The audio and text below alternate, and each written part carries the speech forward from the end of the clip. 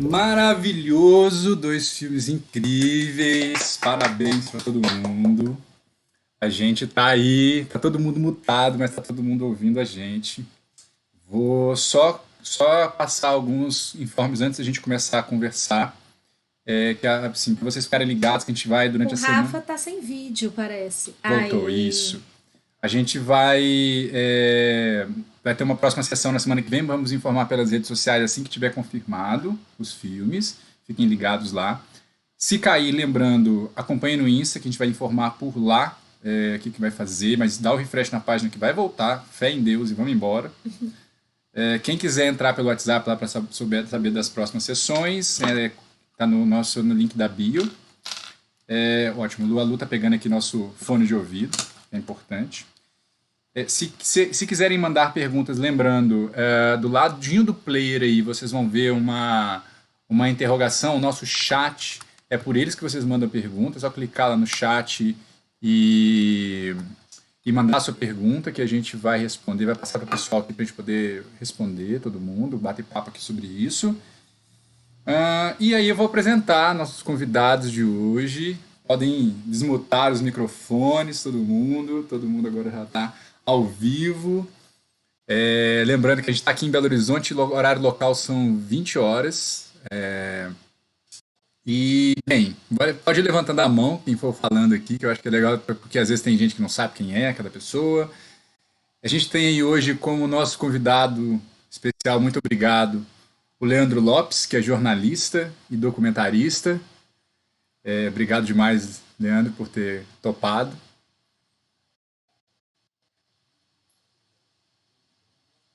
Maravilha. Tem a Júlia Araújo, que é produtora audiovisual.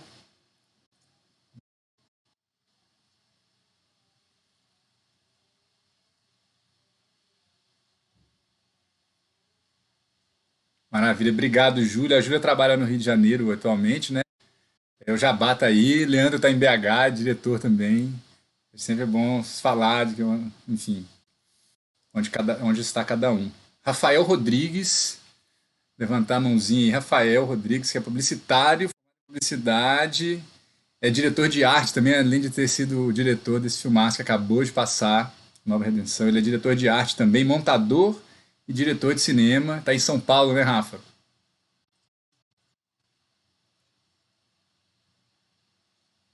Maravilha. Temos também a Luísa Garcia. Luísa, muito obrigado, tá ali.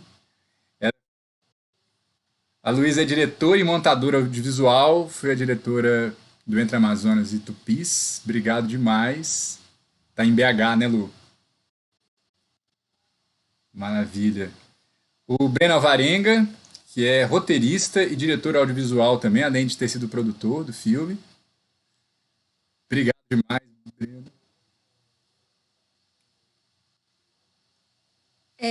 Rapidinho, Dani. O áudio do pessoal não tá indo. Ah, desculpa, perdão. Nossa, mas assim, um vacilo completo. Mas eu estou apresentando todo mundo, então tá todo mundo ouvindo. Mas, gente, o que eles falaram foi ótimo, foi todo mundo muito obrigado. Ótimo, tô querendo participar, quero ir embora da Exato. live, não quero Mentira, participar, teve uns dois que mentira. falaram isso. É, então, apresentei todo mundo, falta falar da Bárbara Monteiro. Oi, gente, boa noite. Boa Boa noite. noite. Ela fez som direto e a produção executiva, né, Bárbara? Exatamente. Maravilha, tá em BH também. Também estou em BH. Todo mundo de mineiro. É engraçado assim, a gente estava durante a sessão aqui mostrando, fazendo uns videozinhos. Quem entrou aí pela live deve ter visto. Nós estamos aqui comendo bem mineiro, né? A gente comendo língua ao molho com pão, tomando cerveja e vendo cinema, né? Bem coisa de mineiro, né? O pessoal é só pão de queijo, mas não. Gente, obrigado demais por estar aqui, parabéns pelos filmes e tenho certeza que a gente tem um monte de perguntas. Já tem pergunta aqui do pessoal que está vendo a sessão. Leandro deve estar cheio de perguntas também aí para todo mundo, vocês entre si. Bora Aí eu que tenho uma também. é mesa Na de verdade, boteco. tem Não, várias. a gente tem várias aqui. Se faltar pergunta, não vai faltar gente aqui para perguntar. Então vocês vão ver a gente subir no copo, mas bora perguntar, bora conversar. Quer começar, Lê? Posso. Acho ótimo. É incrível, assim. Na verdade, é a minha primeira experiência de uma sessão virtual, de acompanhar a exibição de 2 filmes ao vivo e já emendar numa conversa, né? Sem precisar esperar levantar da cadeira, aquelas coisas de sessão de cinema, né? Que o povo levanta, traz gente, bota a mesa, bota a cadeira. Então, enfim, interessante, assim, muito gostoso, assim.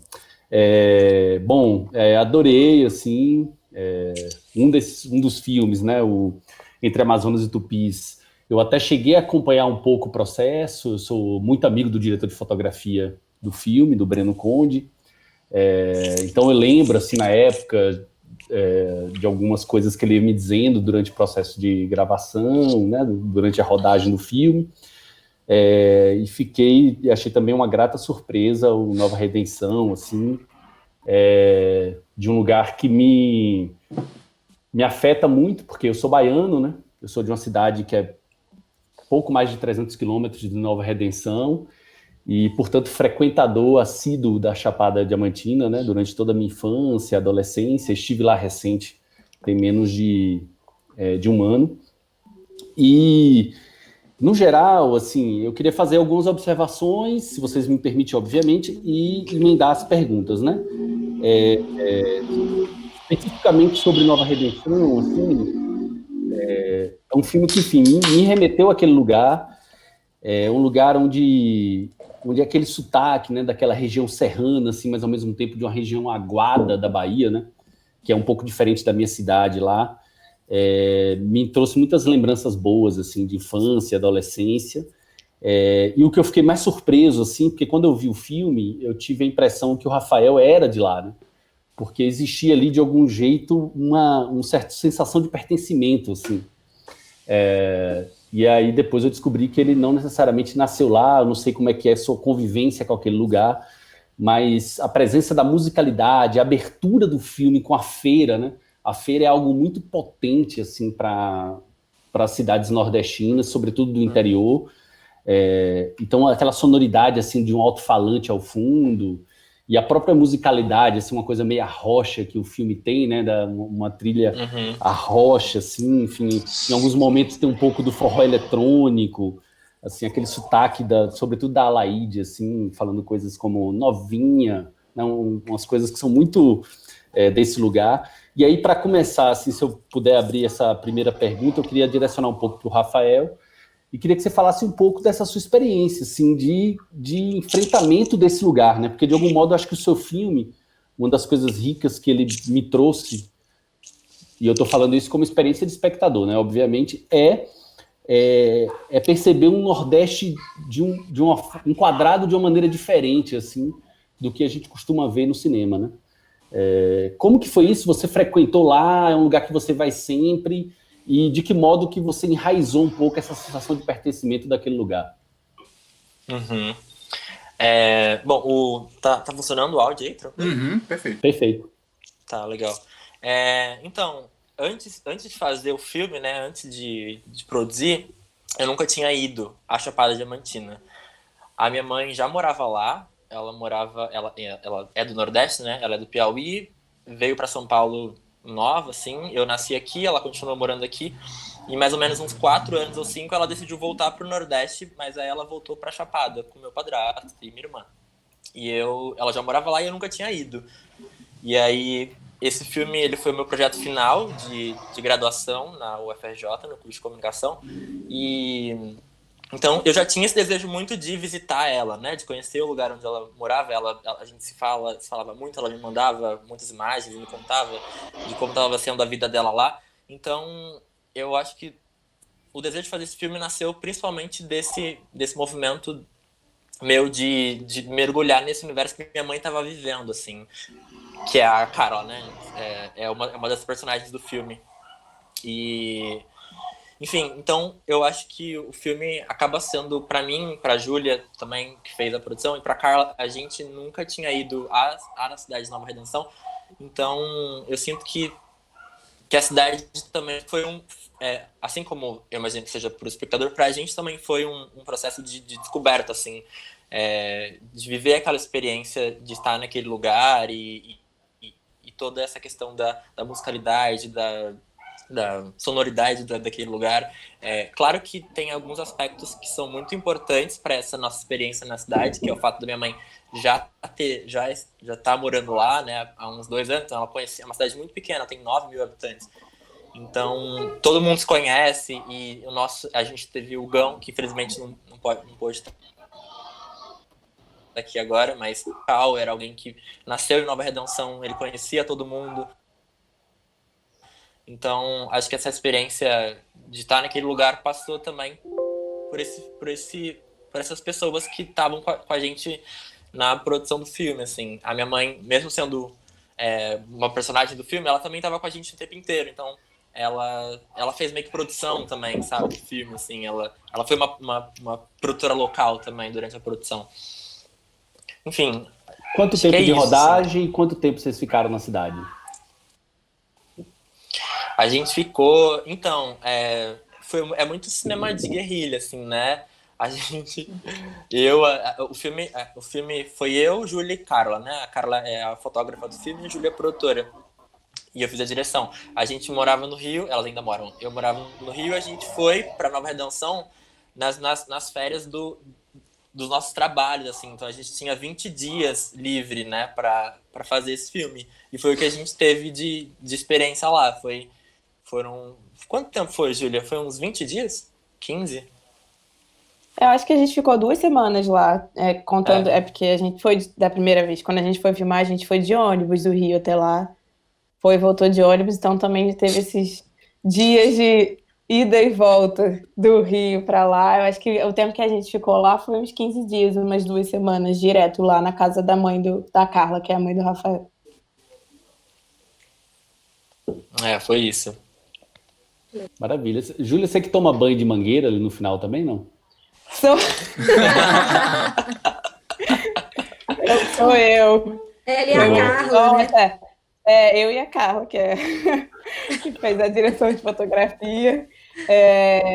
A gente até no início ficou meio sem graça dessa cena entrar na montagem final, mas eu acho que é legal também, porque mostra muito como foi o ambiente, né, de gravação, porque na verdade foram 2 semanas que a gente passou com a Carla, mãe do Rafael, na casa dela, e lá eu acho que a gente estava visitando um parente do marido dela, né, eu acho, naquele banho de mangueira, e a gente ia filmando tudo que estava acontecendo, né, todos os lugares que a gente ia, todas as pessoas que a gente encontrava, e esse foi um desses momentos, assim, eu acho que realmente isso, eu achei muito legal isso que você falou de você sentir que tinha uma proximidade, assim, que é isso, mesmo que a gente não conhecesse o lugar, óbvio tem o fato do Rafael ser filho da Carla, mas, assim, a gente criou uma relação muito forte, realmente, com essas pessoas, né, a gente fala com elas, assim, a Carla, mãe do Rafael, por exemplo, a gente se manda mensagem até hoje, assim, independente do Rafael. Então, eu acho que realmente se criou uma relação muito forte com essas pessoas, e que bom que deu para passar essa intimidade, de certa forma, no filme.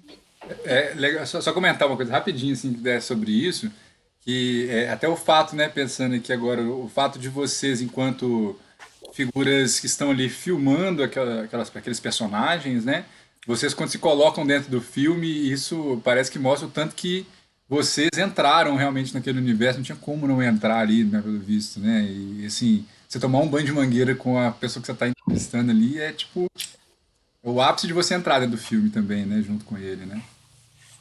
Eu não sei se eu vou cortar muito o raciocínio do Lê, se eu cortar pode ficar para depois, que eu queria também perguntar como que foi a busca pelas outras 2 personagens, como que foi essa aceitação, as outras pessoas que aparecem no filme também, como que foi isso? Assim, corta seu pensamento, Lê. Bom, então, esse processo, antes da filmagem, ele durou mais ou menos uns de 6 a 8 meses, assim, quando eu propus para minha mãe fazer esse filme. O filme ele foi gravado acho que não lembro se foi em novembro, não lembro que mês que foi, mas enfim, a gente foi em janeiro ou fevereiro. Foi em janeiro, mas aí eu lembro que eu fiquei mais ou menos uns 6 meses ou 8 meses assim conversando com minha mãe sobre o filme, e aí eu disse pra ela que queria fazer um filme com ela e essa relação dela na cidade e o trabalho dela, né? Essa relação dela com a cidade e a relação dela com o próprio trabalho, enfim. E aí eu também disse que queria muito conhecer outras mulheres que viviam na cidade e o que elas faziam e tal.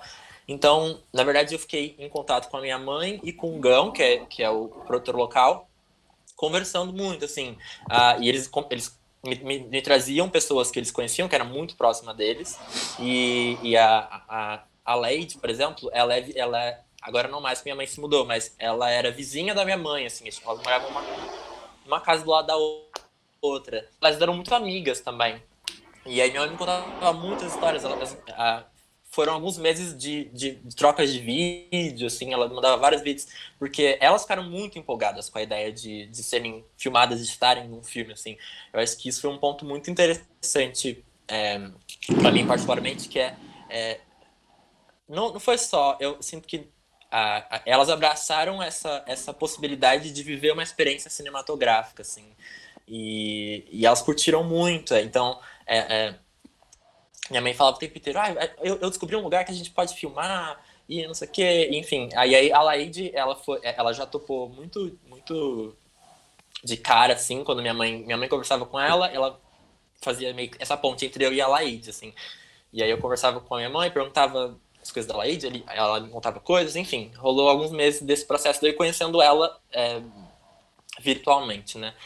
E a Meire, que é a terceira personagem, ela é uma história muito maravilhosa, assim, porque a gente já tava uns 10 dias, assim, na cidade, a gente já tava filmando várias coisas, e a gente descobriu, né, a gente conheceu a Meire durante as filmagens, assim, a gente tava passando, já era noite, umas 10 da noite, assim, a gente tava passando pela cidade, assim, e aí a gente viu a van dela, assim, que tem um adesivo muito maravilhoso, assim, ela cantando, está escrito A Pegada Show da Negona, que é a coisa mais maravilhosa do mundo. E aí a gente falou, gente, que pessoa maravilhosa, né? Ela mora aqui e tal. E aí a gente perguntou, e aí o Gão que tava com a gente, ela falou, é a Meire, ela mora aqui, nessa casa aqui da frente. E a gente, enfim, esse tipo de relação é maravilhoso. E aí a gente falou, será que ela toparia? Eu e as meninas, a gente ficou muito interessado em conhecer ela, assim, em conversar com ela. E aí a gente falou com ela à noite, assim, ela tava lá na hora, a gente falou, a gente tá fazendo um filme e tal, contamos mais ou menos as ideias, e a gente perguntou se a gente podia, se ela topava entrar nessa experiência com a gente, e ela falou, claro, amanhã eu tenho um ensaio à noite, se vocês quiserem vir aqui filmar, já pode começar, e aí a gente ficou maravilhoso. Então foi meio assim, foi uma experiência bem interessante nesse sentido, porque a gente estava muito aberto às possibilidades que estavam acontecendo durante a produção do filme. Enfim. Eu só queria complementar que tem a gente filmou outras mulheres lá também, que não deu para entrar no curta, né, porque era muita informação, ficava confusa, a gente preferiu focar nelas, mas a gente fez como se fossem uns capítulozinhos e colocou no YouTube, tem lá no nosso Instagram também, que é Nova Redenção Filme, eu acho. E aí, que é a prefeita da cidade, que é a Guilma, que era a única mulher prefeita da Chapada Diamantina na época. A Maria, que é a irmã da Laide, que aparece um pouco no curta. E aí tem a Dadinha, que ela mora na área rural da cidade, né? Que é a roça, que eles chamam, e ela fala mais dessa perspectiva rural. E a Lari, que é bem mais jovem, assim, que é mais nova que a gente, que agora, não sei, deve estar com 19 anos, não sei, e que estava terminando o ensino médio e que já trabalhava lá na praça e tal, e que a gente ficou próximo na época, até porque ela era amiga do Gão, e que a gente também tem um episódio sobre ela. E a ideia sempre foi filmar mulheres? Foi. Bom, não sei, partiu de mim, assim, é uma escolha, né, de fato.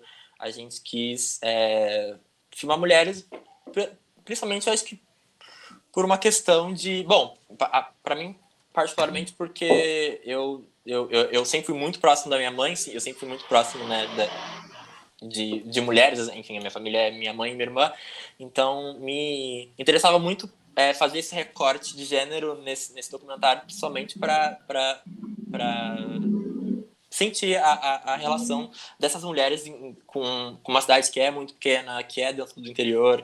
Enfim, era uma escolha de narrativa mesmo, assim, e eu acho que de alguma forma de identificação ou de alguma forma uma expectativa de uma sensibilidade que para mim era mais interessante, assim, de me relacionar.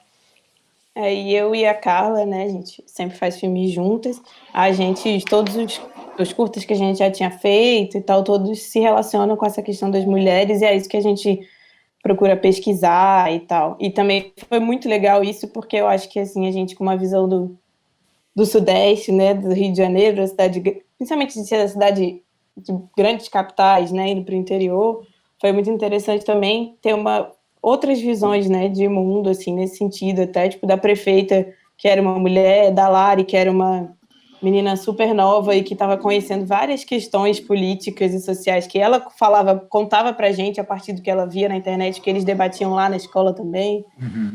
Foi muito interessante, assim, ter esse panorama dessas mulheres e que também são pessoas que estão movimentando aquela cidade, né, assim como todos os outros. E incrível ver mulheres tão fortes assim no interior. Eu acho incrível assim, porque elas estão lá e é incrível a gente retratá-las e trazê-las para frente das câmeras, né? Porque no interior, assim, pensando, eu sou do interior, mas sou do interior de Minas, então às vezes as realidades são diferentes. Mas no interior, a questão do machismo no interior, a opressão sobre as mulheres, às vezes é muito maior, né? Assim, eu vejo pelo que eu viajo, pelo que a gente vai, pelo que a gente visita. E trazer isso para a tela eu acho que é tão importante. E a gente tem um imaginário, né, do que seria o interior, e você trazer o cotidiano e destruir esse imaginário de uma forma tão bela, tão poética, assim, é sensacional, assim. Eu queria que vocês fizessem um outro filme com todo mundo. Bora fazer, Não, os episódios é maravilhoso. Já vou lá no Instagram para poder ver as outras mulheres lá também. Eu acho que a Meire, a gente, acho que, né, um dos motivos que a gente também, o Rafa principalmente, que estava montando, né, mas a gente conversou sobre isso, quis manter ela também no curta, porque também é uma personagem, assim, que a princípio você não esperava, né, porque é uma mulher que é abertamente lésbica, ela mora com a esposa dela, e ela fala isso com naturalidade e assim, ela é um sucesso, de certa forma, ali na Chapada, né? Ela faz show em várias cidades, ela tem essa van maravilhosa que ela viaja, ela mesma dirigindo. E apesar de ter questões, assim, né? Ela conversando com a gente também falou de questões, de tipo, do quanto ela conseguia fazer show lá na cidade ou não e tal, também não é, né? Sempre temos... É tudo sempre complexo, mas, assim, ao mesmo tempo ela também faz um sucesso lá e ela tem várias fãs e as mulheres, tipo, jogam flores e cartas para ela no show, sabe? Então é muito legal também, né? Essas desconstruções dos nossos imaginários. Sim. Maravilhoso. Acho que o Lê tinha uma outra pergunta, eu meio que cortei ele, eu acho. Não, na verdade eu tenho outra pergunta, mas é pro Entre Amazonas e Tupis, assim, mas eu não quero monopolizar as perguntas, não.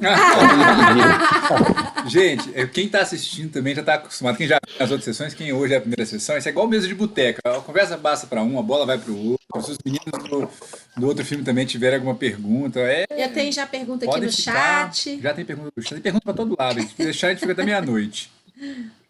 Aí você vê o filme pensando... Nossa, tem que fazer algumas perguntas, aí você acaba o filme com 43, né? Tem live que a gente tem que começar a fazer, não, calma, gente, pera aí, que o pessoal começa a levantar a mão, assim, gente, eu tô aqui, ó, eu quero começar, quero falar. Não, mas pode perguntar, Lê, eu acho. Então vamos mudar para o segundo filme, né? Então, Massa. assim, já que a gente...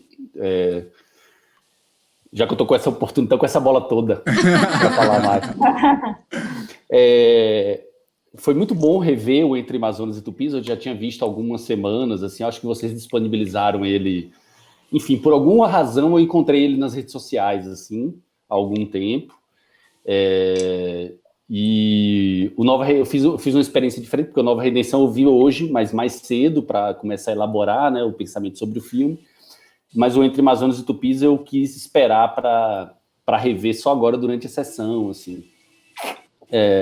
E aí, diferente do Nova Redenção, que eu falei um pouco sobre o lugar do pertencimento, né? Eu queria falar um pouco com vocês sobre montagem. Eu não lembro exatamente quem que fez a montagem de vocês. Fui eu mesma. Foi você, né, Lu? Enfim, mas que obviamente afeta toda a equipe e tal. Sim. Porque uma das coisas que ele tem de muito interessante, assim, né?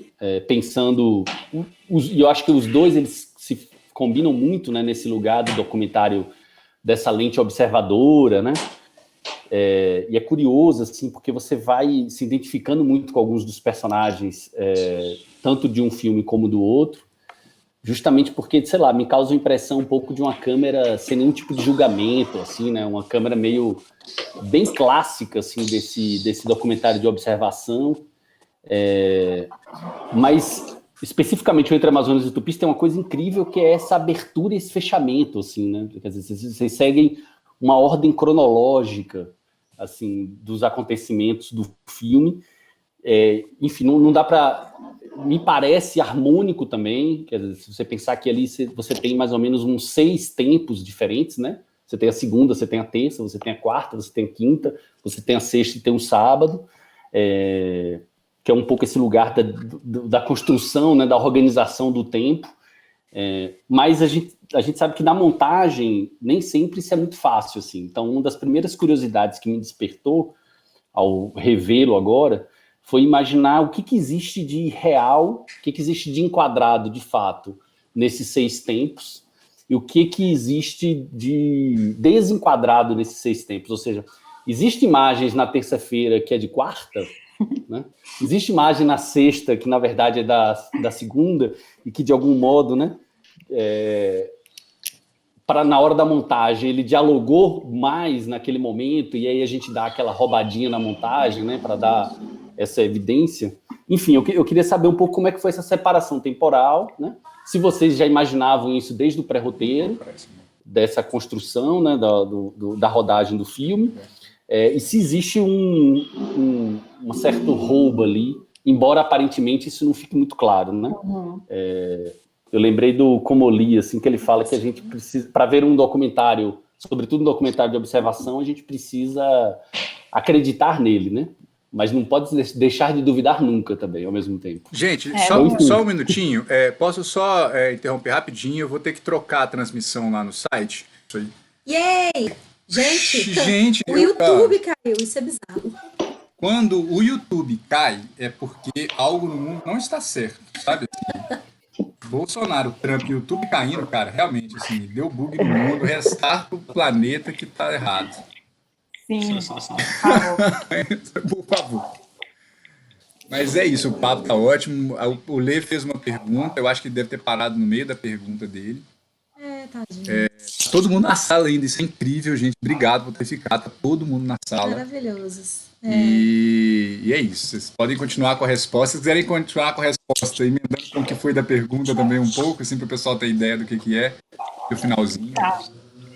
Não, o Leandro perguntou sobre a montagem, né? Se foi opção, a gente já tinha na pré-montagem escolhido dividir por dias, e o que é falso e o que não é encaixado nos dias, né? Acho que é mais ou menos isso. Assim, eu acho que tudo realmente, igual você falou, Leandro, a gente tem que desconfiar, né? No documentário, assim, por mais que seja documentário, a gente sempre tem que ficar naquela dúvida ali. Na nossa pré, a gente sabia que a gente queria filmar em vários horários diferentes. Foi uma coisa planejada e que a gente cumpriu de filmar, porque o bar, ele fica aberto 24 horas. Então, a ideia do tempo para a gente era muito importante, assim, a gente queria entender esse bar durante 24 horas. Ele só fecha no sábado, meia-noite, ele fica um dia fechado e segunda, de novo, ele está aberto e vai todos os dias, 24 horas por dia, o bar está aberto. Não hoje, né, mas na época que podíamos estar abertos 24 horas, ele ficava aberto 24 horas. Então, essa questão do tempo era muito importante para a gente. Na montagem, a gente ficou muito na dúvida, assim, se dividir por dias ou não. Foi uma opção para deixar bem marcado a ideia do bar mesmo, de ter um bar que está aberto todo dia, 24 horas, e enfim, de marcar essa temporalidade do bar. Eu não vou lembrar, assim, com certeza o que tá certo, o que não tá, assim. Eu lembro de algumas coisas.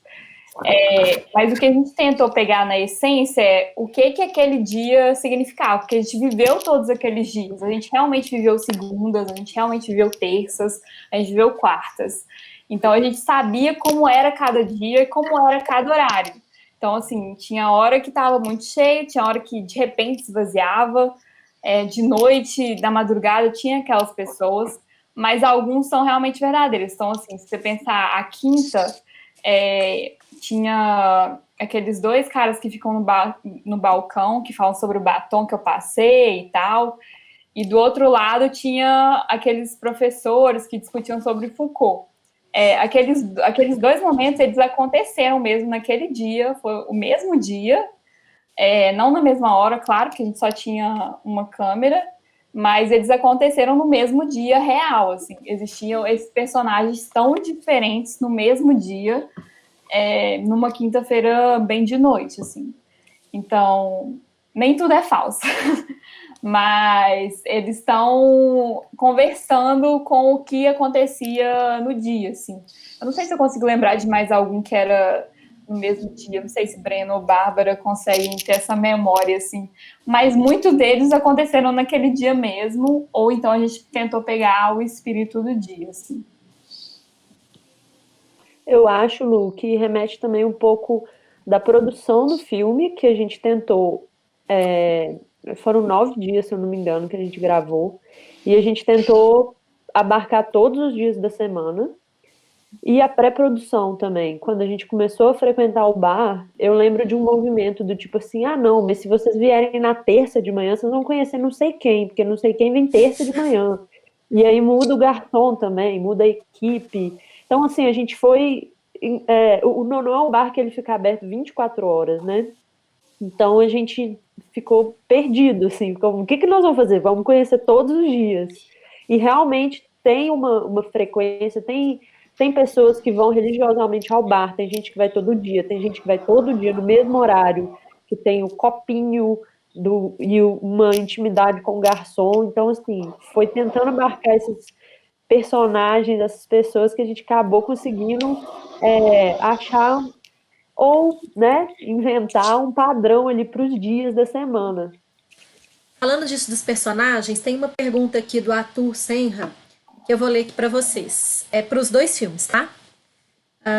Gostaria de saber dos 2 filmes como foram as relações com as outras pessoas filmadas. No filme de BH, o pessoal que tem uma cena de conversas incluídas no filme. E no outro filme, as pessoas que aparecem, etc. Eu acho que além dos personagens principais, assim, também, né?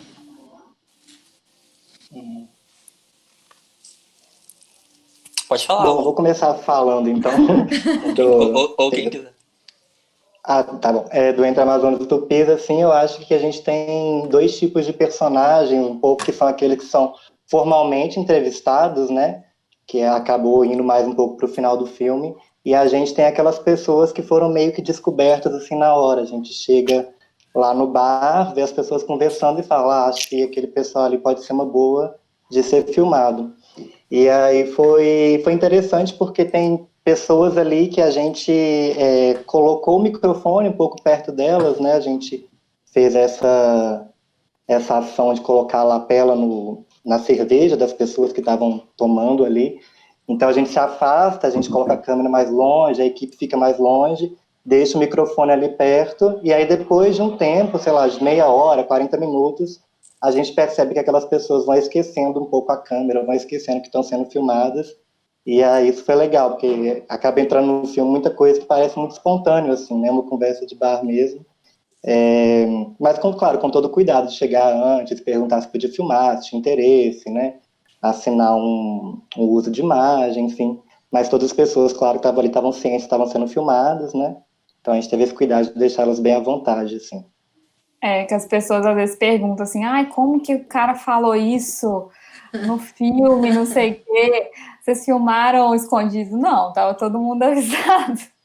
Ninguém foi, opa, deixa eu te filmar aqui, não, a gente avisava, a gente via se o grupo era interessante ou não, essas conversas muito de observação, assim, foi isso que o Breno falou. A gente tentava filmar durante muito tempo, até a pessoa esquecer um pouco da câmera, mas ela sabia da existência de uma câmera, de um microfone, de tudo que estava acontecendo, porque o lugar é muito pequeno também, não tem como você disfarçar uma câmera, sabe? É bem...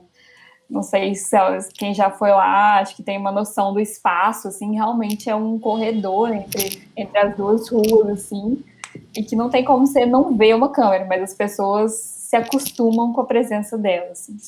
Inclusive, não era uma pergunta se eles tinham aceitado, porque obviamente eles tinham, né, que vocês fizeram um documentário, depois devem ter pego os termos, mas eu fiquei assim, gente, engraçado, né, porque, assim, tem algumas coisas que eu fiquei pensando, será que essa galera tava sabendo? O que eles estavam falando? Né? Não é possível que eles estão falando isso. E o impacto que isso vai ter, né? Sim, demais. Assim, as pessoas foram bem avisadas, assim, era um filme sobre Nonô, e as pessoas geralmente ficavam muito empolgadas, assim, porque, igual a Bárbara falou, as pessoas que vão lá têm um carinho muito grande pelo lugar, então elas são pessoas que vão ali muito, assim, são assíduas no bar. Então elas têm noção e elas muita gente queria estar no filme e sabiam que estavam sendo gravados, assim. Ô Lu, e essas pessoas, algumas delas foram assistir o filme, chegaram... Sim. Eu só queria... É isso, que eu fiquei muito curiosa para saber também se vocês tinham passado o filme lá no bar, se essa galera que participou viu, porque eu sei que nas redes sociais o perfil do bar interage, né? E sabia dessa exibição de hoje, por exemplo, mas se teve essa exibição lá e como é que foi? Lá a gente não conseguiu fazer, lá realmente é muito pequeno, a gente teve uma época que a gente tentou fazer, mas depois eles reformaram o bar, então ficou, mas assim, os personagens do filme, a gente fez algumas sessões depois, assim, e até a última que a gente, a penúltima, eu acho, que foi eu e a Bárbara, a gente fez aqui em BH, no Miss. E aí foram os 3 personagens, eu acho. Eles foram assistir pela primeira vez, e eles gostam muito, assim. Até essa que você falou do final, que se candidatou a vereador, ela ficou super emocionada, super feliz. Eles viram, assim. Ela é maravilhosa. Ela é maravilhosa. Mas alguns viram e gostam, assim, do que vem, assim. Aquele grupo de amigos também que canta, né? Na última sessão eles ficaram super felizes. Que massa. Foi bem legal. Eu ia até perguntar isso também no Nova Redenção, mas enfim, vocês estão no meio da pergunta, o fluxo vai passar para o Nova Redenção agora, vocês podem falar um pouco disso, de como é que foi também, né? Se vocês levaram para lá e como é que foi essa aceitação. Pode falar. Essa relação... Então, no Nova Redenção, acaba que não... Posso estar enganado, mas não aparecem muitas outras pessoas para além das personagens principais, assim. As pessoas que aparecem, geralmente, são pessoas muito próximas dela. Então, a minha mãe, a Carla, geralmente é a Bia, que é filha dela, meu padrasto às vezes... A Meire é a esposa dela e a Laide é a irmã dela, assim. Acho que a única cena que aparecem outras pessoas para além delas talvez seja na feira, mas é muito rápido também. Eu acho que acaba não focando muito em ninguém, assim. Mas em relação às personagens e as pessoas que estavam próximas delas, foi bem tranquilo, assim, essa relação de captar e tal. Eu sinto que foi uma questão que me despertou muitas reflexões, assim, essa relação com a imagem também, com estar sendo filmado, ela é muito, muito relativa, assim, eu senti que, por exemplo, a Meire, que é uma artista, né, uma cantora, ela tem uma relação com a imagem que é muito mais performática, assim, ela sabia que ela estava sendo filmada, ela era uma entertainer, né, e tal. E a minha mãe já tinha uma outra relação com a filmagem que ela... É porque tem uma coisa específica com a minha mãe, acho que a Júlia pode até falar melhor, assim, já que a Júlia e a Carla estavam pegando mais na câmera, que era, a gente ficou hospedado, né, a gente foi pra lá e a gente ficou hospedado na casa da minha mãe.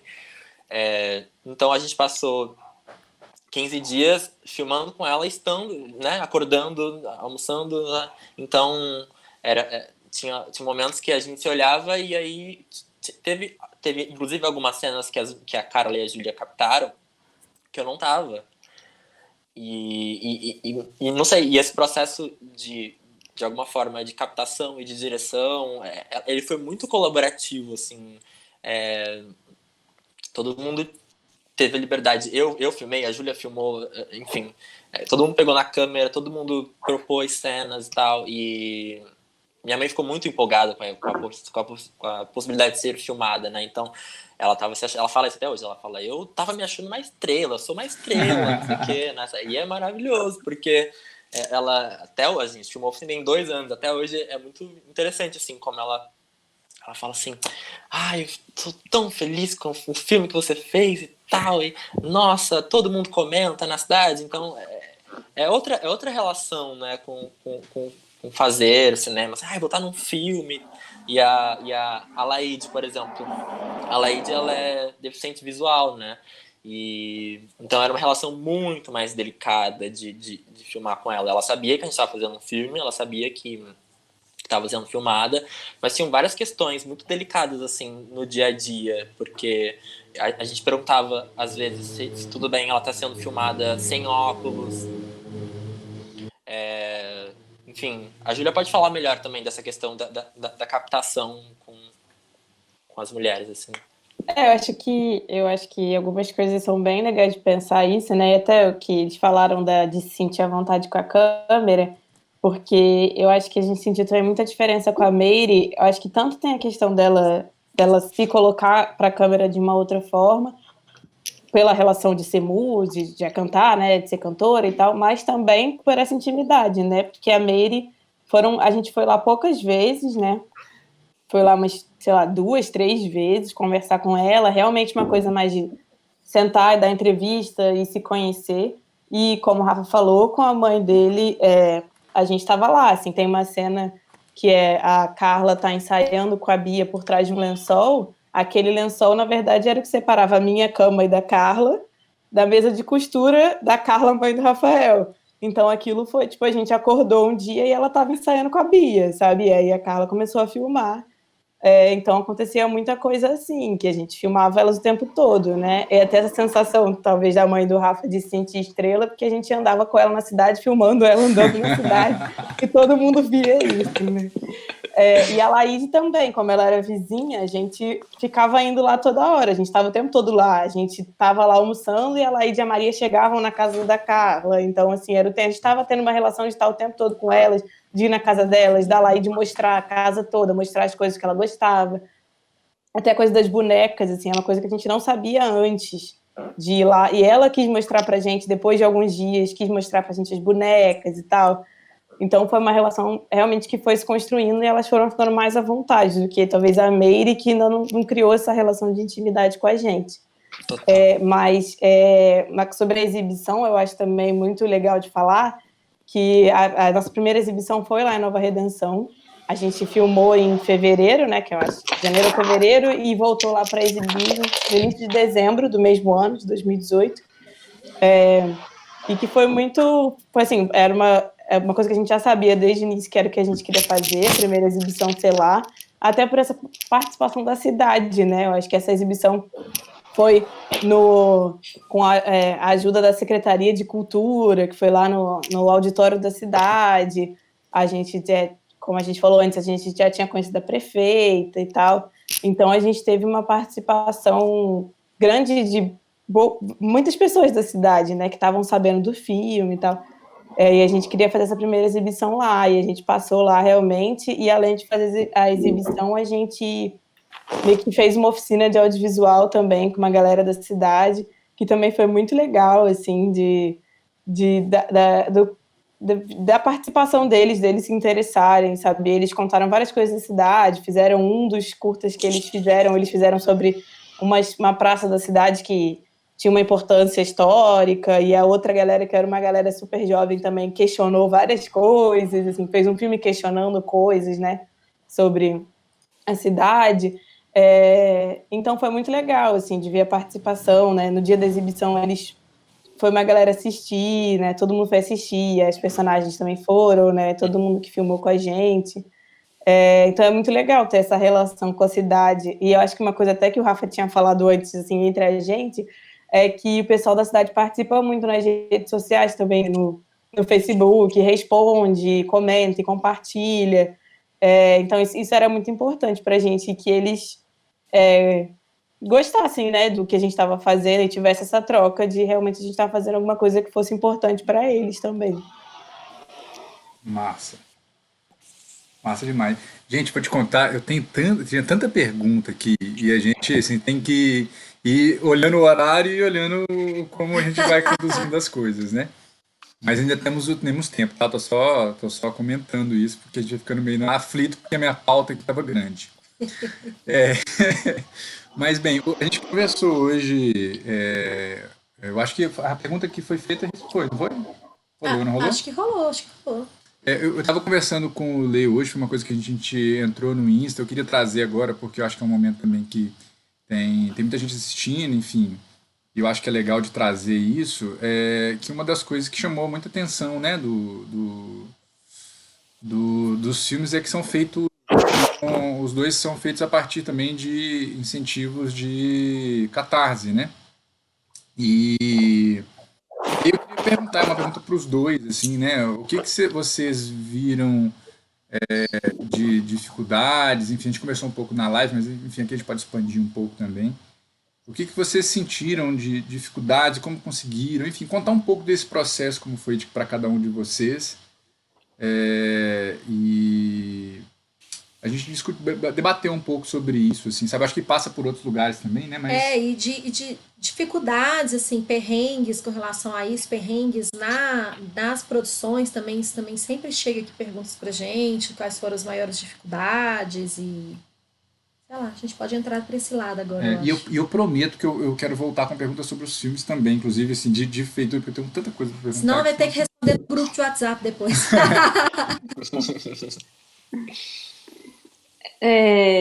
Bom, não sei, eu acho que a gente falou na live com o Daniel um pouco disso, né, de financiamento coletivo. A gente do Nono, a gente sempre fala que a gente é do Nono.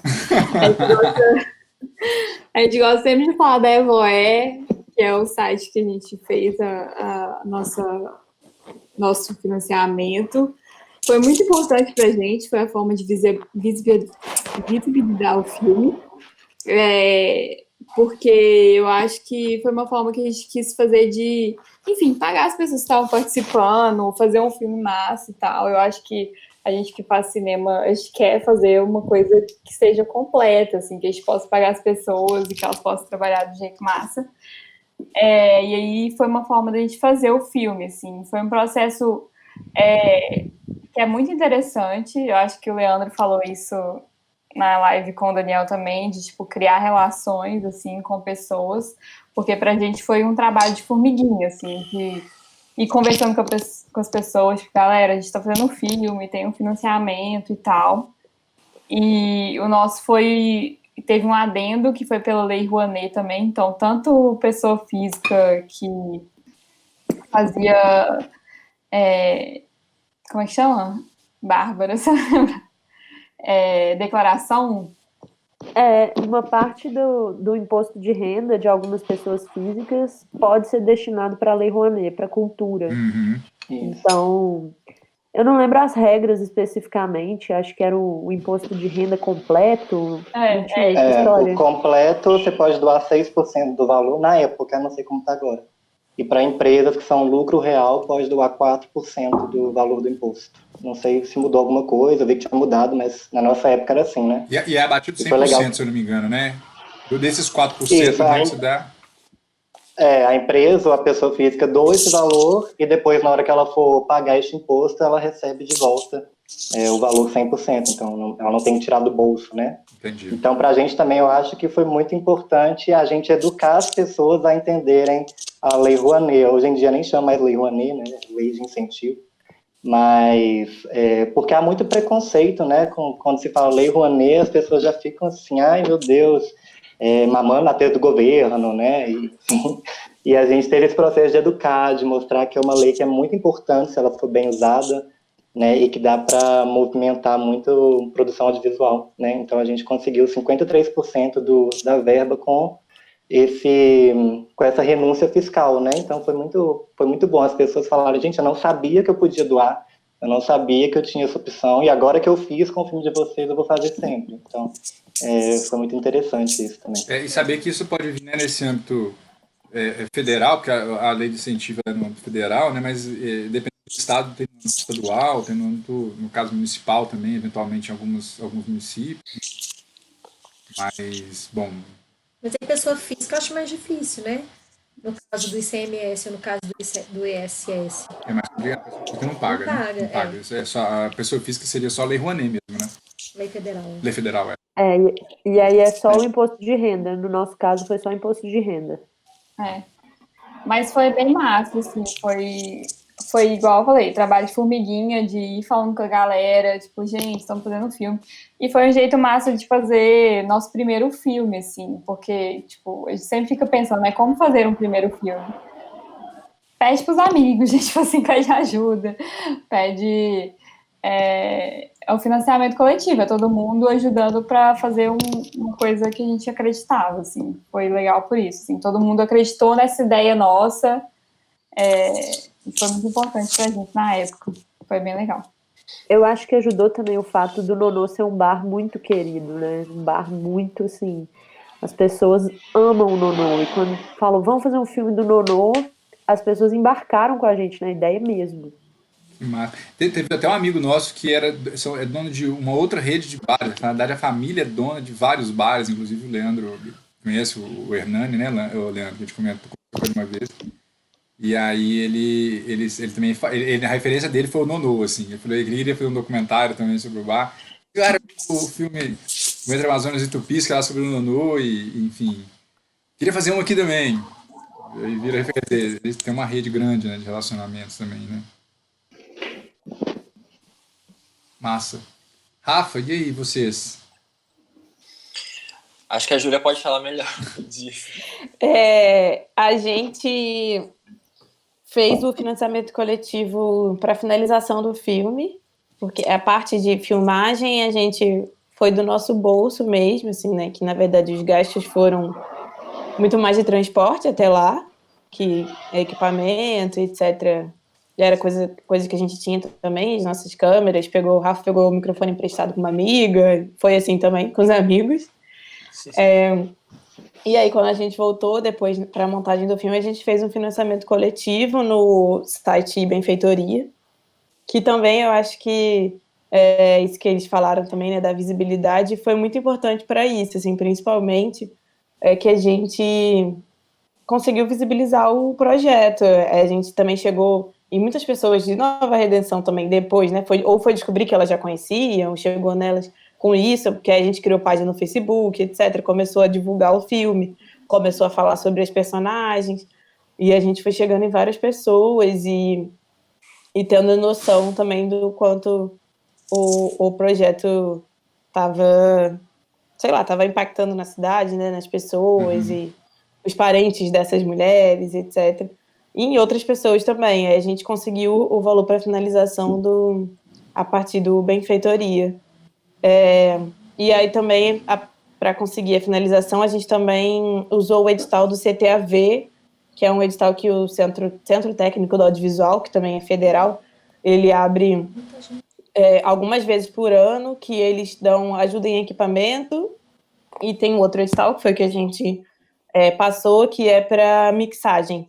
Aí a gente pode fazer a mixagem do filme no estúdio deles, com o mixador deles, experiente, no estúdio grande e tal. E a gente conseguiu fazer uma mixagem no filme lá no CTAV também, que foi super importante, até por essas condições de captação, de um microfone só, e som da câmera, e etc. Isso foi super importante também. Mas foi isso também, assim, de financiamento coletivo, de falar com os amigos e ir divulgando. E é isso mesmo, eu acho, né? Pra gente conseguir divulgar e conseguir fazer os nossos projetos. Tem uma... Pode falar, desculpa, Rafa. Não, rapidinho. Não, um parênteses, assim, também, acrescentando no que a Júlia falou, que é muito esse lugar, né, assim, fazer cinema independente de guerrilha. A gente era em 3, né, jovens, a gente estava viajando de ônibus do Rio até a Chapada Diamantina, então era muito longe, a gente pegou, sei lá, muitos ônibus, e a gente estava com câmera, então são várias questões, assim, foi muito coletivo, né, o microfone de um, lente do outro, não podia levar nada muito grande, não podia levar um tripé super grande, porque, enfim, ônibus e tal, e aí, na volta de lá, porque assim, como eu estava de férias de trabalho, a gente tinha um dia para voltar, de fato, assim, e aí a gente chegou, e como eram muitos ônibus e muitas baldeações, né, assim, para conseguir chegar no Rio de Janeiro, a gente teve, eu não lembro que cidade que era, Ju, que a gente não tinha ônibus para voltar, e a gente já tinha saído de Nova Redenção, a gente teve que pedir carona na rodovia, com câmera. Mentira. E o HD e o HD com todo o material do Meu filme. Deus do céu. Mentira! Gente, é isso. Juro pra você. Perrengues. A gente tava... Perrengues real, assim. A gente tava terça-feira, 3 da tarde, no meio, mas a gente nem sabia. E com placa, assim, e a bolsa, segurando a bolsa, tipo, pelo amor de Deus, só não leva o HD. E não tinha ninguém filmando isso. Leva tudo. Não, eu tenho a plaquinha até hoje, né? Escrita. E eu acho que eram situações tão assim, se a gente parar pra pensar, eram tão bizarras, né? Que a gente meio que entrou, assim, a gente ria, a gente se divertia, porque ou a gente ria ou a gente ia ficar desesperado. Mas enfim, é esse tipo de perrengue que a gente passou, e eu acho que muita gente que faz cinema independente, que, enfim, que acredita muito em um projeto e quer fazer acontecer, passa, sabe? Enfim, é isso. Muito bom. Vai lá, Léo. Não, acho que você tinha alguma coisa, Não, Daniel. Não. Ah, é? Não, porque eu queria fazer duas coisas. Uma que me despertou uma curiosidade, porque assim, pro Rafa, e eu acho que pra Júlia também, eu acho que tá claro, ou pelo menos aparentemente, tá um pouco claro por que eles quiseram fazer esse filme, né? Essa relação com a mãe dele e tal. Agora eu fico curioso com a Luísa, o Breno e a Bárbara, assim, né? Vocês são frequentadores do Nonô, assim, então é uma pergunta bem básica, né? Por que fazer um filme sobre o Nonô? Eu acho que a Bárbara vai poder responder melhor que eu, assim. Mas eu vou começar uma parte da resposta que é: a gente queria tentar um edital na época que era fazer filmes que tivessem relação com BH. E aí a gente estava tentando achar um tema. E aí a Bárbara pode completar aí nossa busca. A gente estava recém-formado, eu, Luiz e Breno, a gente foi colega na UFMG, na comunicação, e acho que havia um desejo nosso também de dar uma mergulhada no audiovisual, né? E aí, com esse edital que a Lu mencionou, era alguma coisa tradicional de BH, tinha que ser algo típico. E eu sabia, porque eu tenho um tio muito boêmio, o tio Chiquinho, sabe? Ele tem bigode, ele é cachaceiro, ele gosta de boteco, de BH. Então ele sempre falava do Nonô, sempre falava que o caldo de mocotó. E eu não sei o tanto que é comum para vocês, mas o mocotó é uma canela, é a canela do boi. Então, assim, ele é um caldo muito pesado. Ele é um caldo que também reza a lenda de que é um caldo afrodisíaco. Então, os homens ficam discutindo lá no bar, não é. E aí eu sabia da existência do Nonô, eu nunca tinha frequentado o Nonô. E aí a gente foi, os 3 lá, pegamos um dia à noite, falamos, vamos lá ver o que rola, o que acontece. E a gente chegou lá e vimos que o bar já tinha um livro de casos e de anos de tradição, e começamos a conversar com o pessoal de lá, até que a gente se aproximou da família, que o bar hoje é todo dirigido pelos filhos do Nonô. Eles se entusiasmaram muito com a ideia, acho que eu identifico muito com você falando aí do pessoal de Nova Redenção. Para eles foi um super acontecimento, assim, a gente foi super bem recebido, teve total liberdade, assim, para tratar das coisas do bar, a gente deixava nossas bagunças lá de equipamento. Então, acho que vem daí, só surge daí o Nonô, nosso primeiro filme de verdade. Eu acho que a gente foi recebido com tanto carinho que a gente falou, a gente vai ter que fazer, não tem jeito. Tipo, é aqui mesmo, sabe? Não tem outra escolha, a gente quer fazer aqui e a gente se identificou muito com o lugar, assim. Tem tudo a ver com Belo Horizonte, né? Tem tudo a ver com a gente, assim, de gostar de bar e boteco. A gente realmente não conhecia, não tinha ido lá antes dessa primeira vez. Só que quando a gente chegou lá, a gente sentiu uma coisa legal, assim. A gente se sentiu bem de estar lá e de conversar com as pessoas que estavam lá, da família, porque é um bar familiar. Então foi isso, assim, foi uma identificação no dia que a gente foi, assim, e aí a gente passou a estar lá. Eu acho que tem até aquilo que vocês comentaram, né, que o próprio Bar do Nonô está comentando lá no Instagram do Cardume e tal, porque a gente começou esse projeto foi em 2015, e a gente já está em 2020, então essa relação que ela dura 5 anos, assim, né, então acho que dessa primeira vez que a gente chega lá, a gente sente essa abertura, esse carinho tão grande dos donos do bar, né, essa vontade de fazer o filme acontecer, e o filme que demorou 1 ano e meio até a gente conseguir filmar, mais 1 ano para a gente conseguir montar. Então é muito especial você perceber que até hoje a gente tem essa relação boa com eles, assim, né? Eles ficam super empolgados com qualquer sessão que vai ter do filme, então é bem bacana como é que fica essa relação. Pra gente que não conhecia o bar e agora fica essa amizade, assim, é muito legal.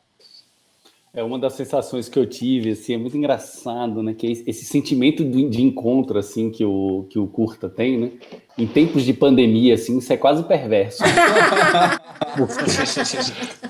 Porque aquelas pessoas ali batendo papo e bebendo, e eu aqui, assim, nossa, que saudade. Não é possível. Eu ia fazer uma pergunta Vocês estão desse muito sentido, próximos, assim, né? Porque tanto apesar do Nova Redenção também ele tratar de certa forma diferente, assim, mas ele também passeia por esse lugar, ele passeia por uma feira, e eu sou uma pessoa, eu ando muito no centro, eu conheço o Nonô, acho que desde que eu tenho 5 anos eu ia no Nonô, assim, comia o caldo de mocotó e ainda colocava ovo de codorna no caldo de mocotó. E é tipo É roots. é root, e aquilo me dava uma saudade, eu saí pedindo hoje cerveja, quer dizer, você vê um filme desse, numa época dessa, é o que o Leandro falou, assim, você vê uma feira, É uma tortura. é uma tortura pra mim. O Daniel é viciado em feira. Eu sou viciado em feira, assim, eu vou pra China, e aí chega na China, onde é que nós vamos? Na feira de rua, porque feira é a cultura muito Popular. a cultura popular é muito próxima, assim, é muito, sei lá, eu acho que a maior forma de você ter, a melhor forma de você ter um contato direto, porque eles têm comida, você tem roupa, você tem música, você tem, como o bar também, né, assim, muito, muito incrível. Inclusive, assim, eu tinha até anotado uma coisa que eu queria perguntar aqui, meio que nesse sentido, deixa eu ver se eu acho aqui. Não, gente, desculpa, eu não tô achando que é pergunta, pode seguir. Para pensar essa coisa da feira é um lugar realmente incrível. E nessas cidades, eu não sei como é em Nova Redenção, assim, né? Mas geralmente as cidades menores, elas têm um dia da feira, né? Um dia específico da feira. E isso é um acontecimento, assim, porque vem gente das zonas rurais da cidade, né? Pessoas de outra cidade, os feirantes, eles são esses nômades, assim, que todo dia eles estão numa cidade diferente, né? É super curioso, assim. Não sei se vocês perceberam isso, e já que a gente entrou nesse assunto, eu queria emendar isso. Lá, de fato, é um dia da semana. E como que foi viver essa ambiência da feira, se vocês já tinham vivido isso de algum modo? Uhum. Então, lá em Nova Redenção tem muito isso, assim. A feira acho que acontece sábado de manhã, né, Júlia? Acho que sim. Sábado de manhã, e é isso, como você falou, é um acontecimento, assim. As pessoas falavam pra gente, sábado tem feira e tal. Eu acho que é o dia que, inclusive é o dia que, parece que é o dia que todo mundo sai de casa, assim, sabe? É o dia do encontro, assim. A cidade aí fica muito cheia, muita gente se movimentando. E a gente chegou bem cedinho lá no dia da feira pra pegar a montagem. A gente viu as pessoas chegando com os caminhões, e vem uns caminhões que pegam as pessoas da roça, né, da zona rural, e traz todo mundo pra cidade, né? Para, enfim, fazer as compras, tá? E para vender, etc. E, enfim, mas é isso.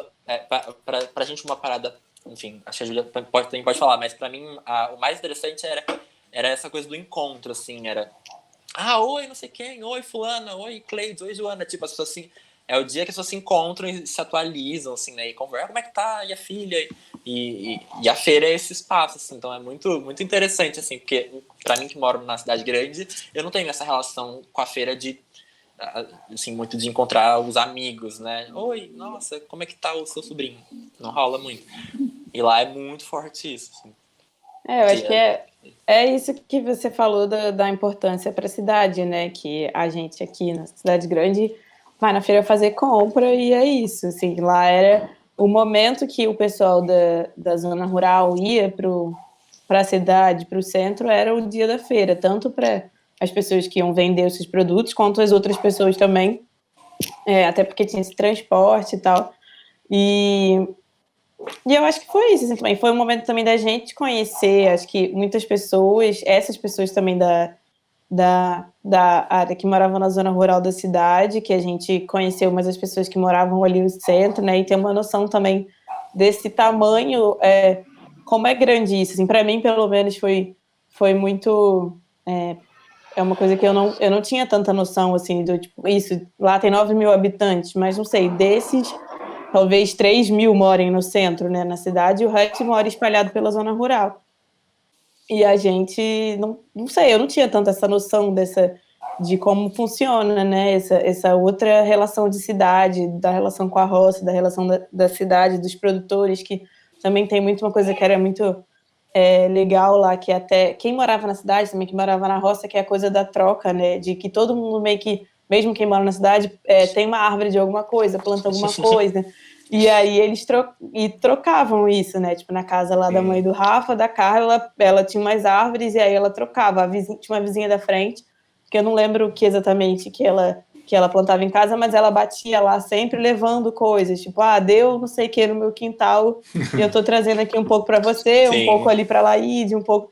E isso era muito incrível também, né, essa relação de um lugar que, assim, boa parte da população da cidade, as pessoas que a gente teve contato, não tinha uma renda muito alta, muitas vezes, né, também tinha a questão de vivia de um Bolsa Safra, outras questões assim, ou a mãe do Rafa da costura, né, mas a renda era baixa, mas que essas pessoas se mantêm pela troca dos produtos, porque todo mundo produz nas suas casas e consegue se alimentar e sobreviver nessa vida em comunidade mesmo.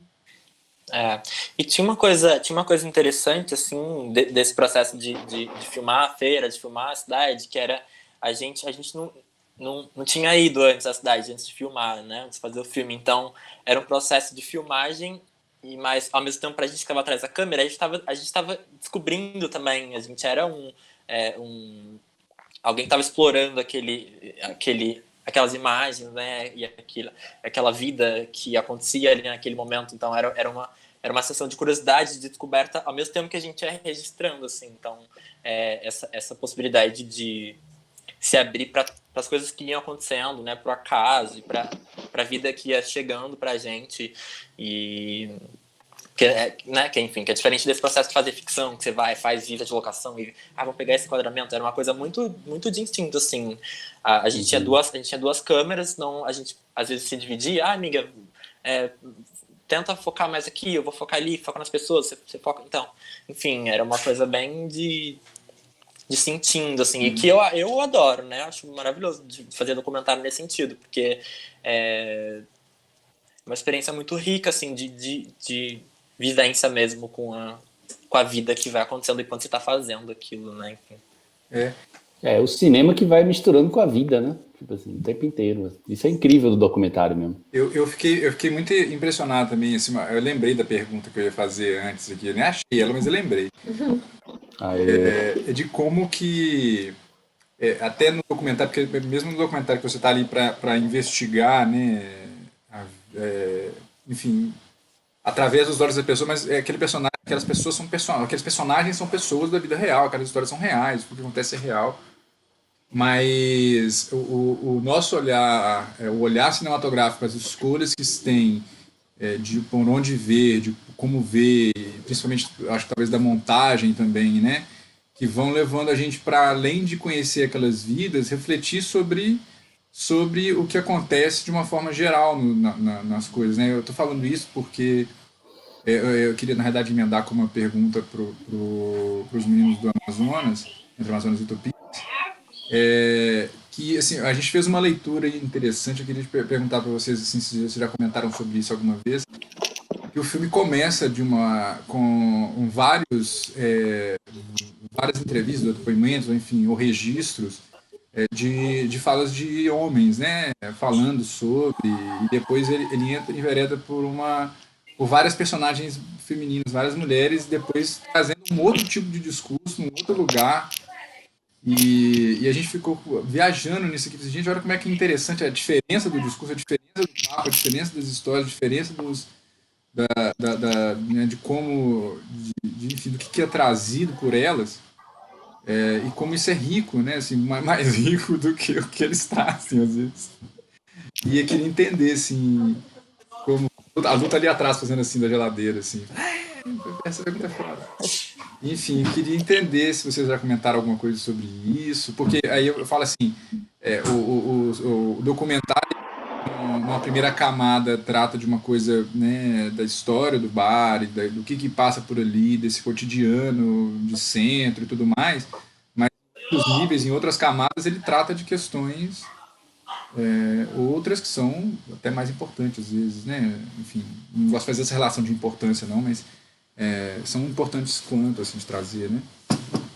A gente estava até conversando sobre isso na hora que caiu, de como que os filmes são diferentes, né? Que Nova Redenção traz um monte de mulher massa e o nosso traz muito homem, assim, uma visão muito masculina, assim, né? De um bar, assim. O que a gente tenta mostrar foi o que acontece mesmo. É um bar que frequenta muito mais homem do que mulher. Na verdade, é um bar que frequenta muita gente diferente, tipo assim, de todas as classes sociais, gênero, enfim. Frequenta muita gente, só que realmente a maioria é homem. A gente estava comentando disso, assim, como são filmes bem diferentes.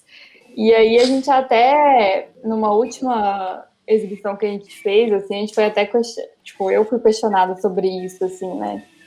Esse é um filme que, sei lá, fala do trap card, sócio comedor, tipo assim, o que você acha sobre isso? Pô, eu acho errado, mas a gente mostrou o que acontece mesmo, assim, a visão daquelas pessoas que estão ali. E a mudança de tipo de discurso, assim, da gente colocar uma mulher no final que fala, né? Eu não quero casar, eu não quero ficar, sei lá, cozinhando pro meu marido e eu quero sair no bar e tal. Foi essa personagem que a gente achou que era muito legal e foi realmente uma visão nossa, porque no documentário a gente pode ter nossa visão. Então, assim, muito mim da Bárbara, né?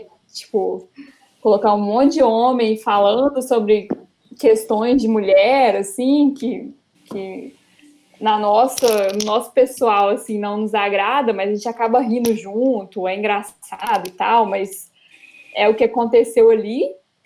E aí, no final, a gente realmente dá uma fechada nesse discurso de colocar uma mulher que é completamente fora desses padrões, assim, e colocar ela lá, como uma mulher que está resistindo aos padrões que deveriam ter sido impostos a ela, assim. Que ela vai no bar, ela é super frequentadora, ela é amiga dos garçons e tal, e ela tá ali. Mas foi uma opção nossa mesmo, fechar com ela, assim, de ter um discurso que a gente acredita também. Assim. Que eu achei maravilhoso. Para mim, assim, quando a gente assistiu várias vezes, né? Nenhuma das vezes que eu assisti eu tive essa impressão de que é um filme de comedor. É o contrário, assim, é um filme que está criticando os comedores, porque quando você escolhe terminar o filme com a vida, né? Você mostra ali qual que é a sua escolha enquanto diretor e enquanto equipe, enquanto roteiro, enquanto ideia do filme também, né? Assim. E para mim foi sempre muito claro. Sei lá. Sim, teve uma cena, né, Lu? Acho que a cena que mais incomodava, que a gente ficou batendo a cabeça, foi aquele homem, já era uma madrugada, assim, ele fica falando, e a sua irmã? Sua irmã vai casar comigo?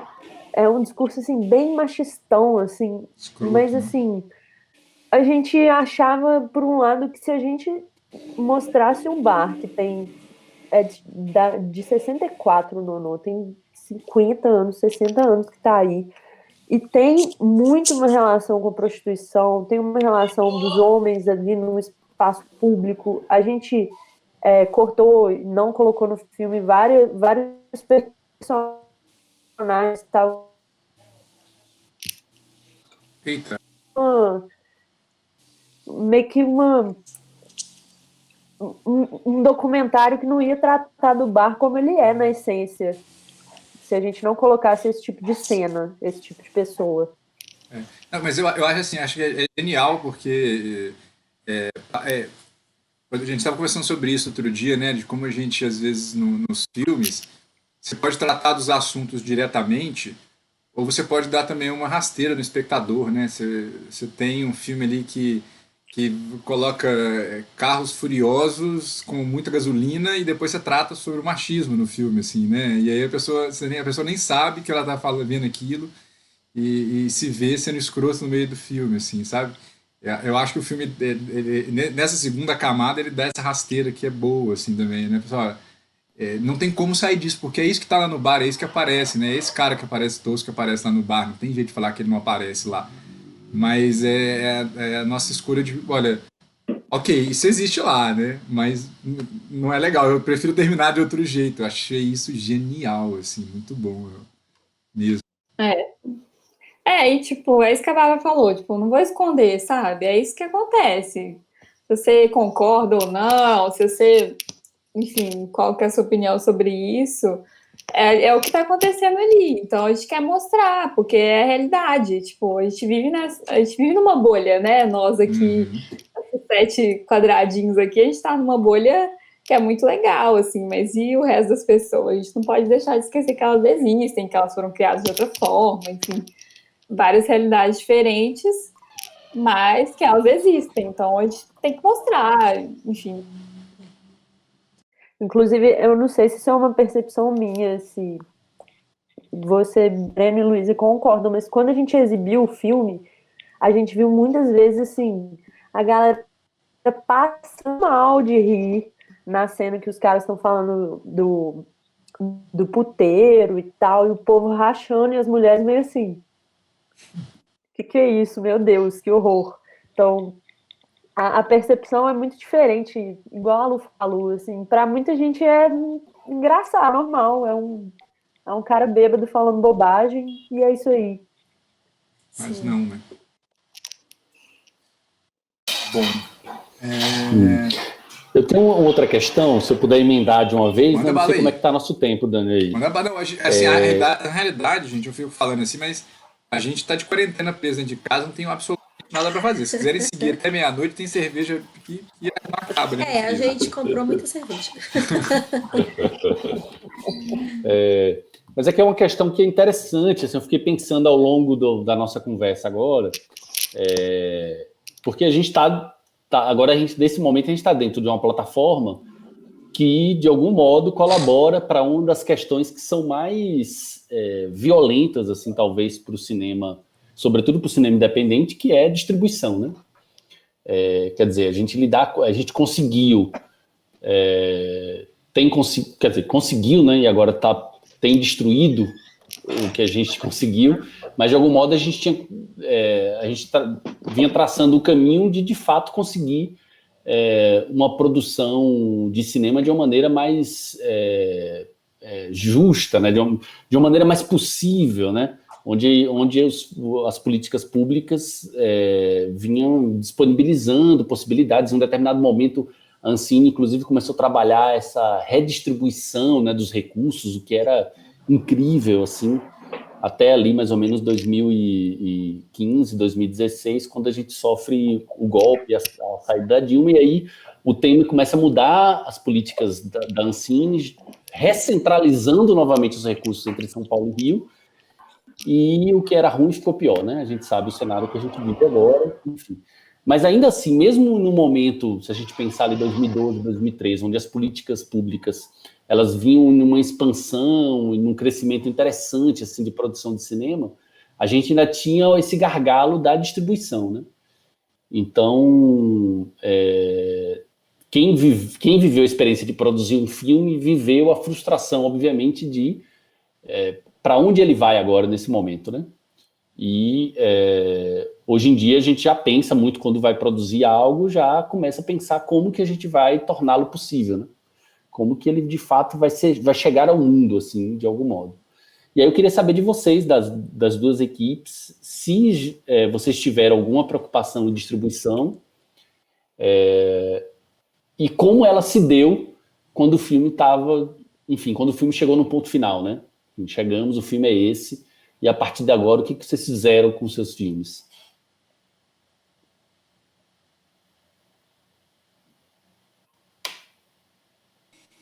Pode falar, Ju.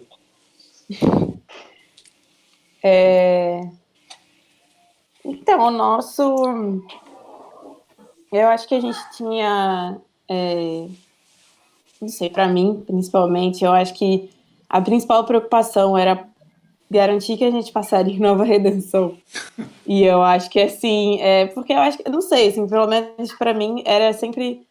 É óbvio que, assim, no filme foi a gente que captou, foi a gente que montou, né, principalmente o Rafa e o Igor e tal, mas que assim, que eu acho que era importante para todo mundo que o filme, que a galera de lá gostasse, que as pessoas que a gente filmou se vissem, né, ou se ouvissem a Laíde, e que gostassem do que elas tinham visto, né, e a gente dá esse retorno também.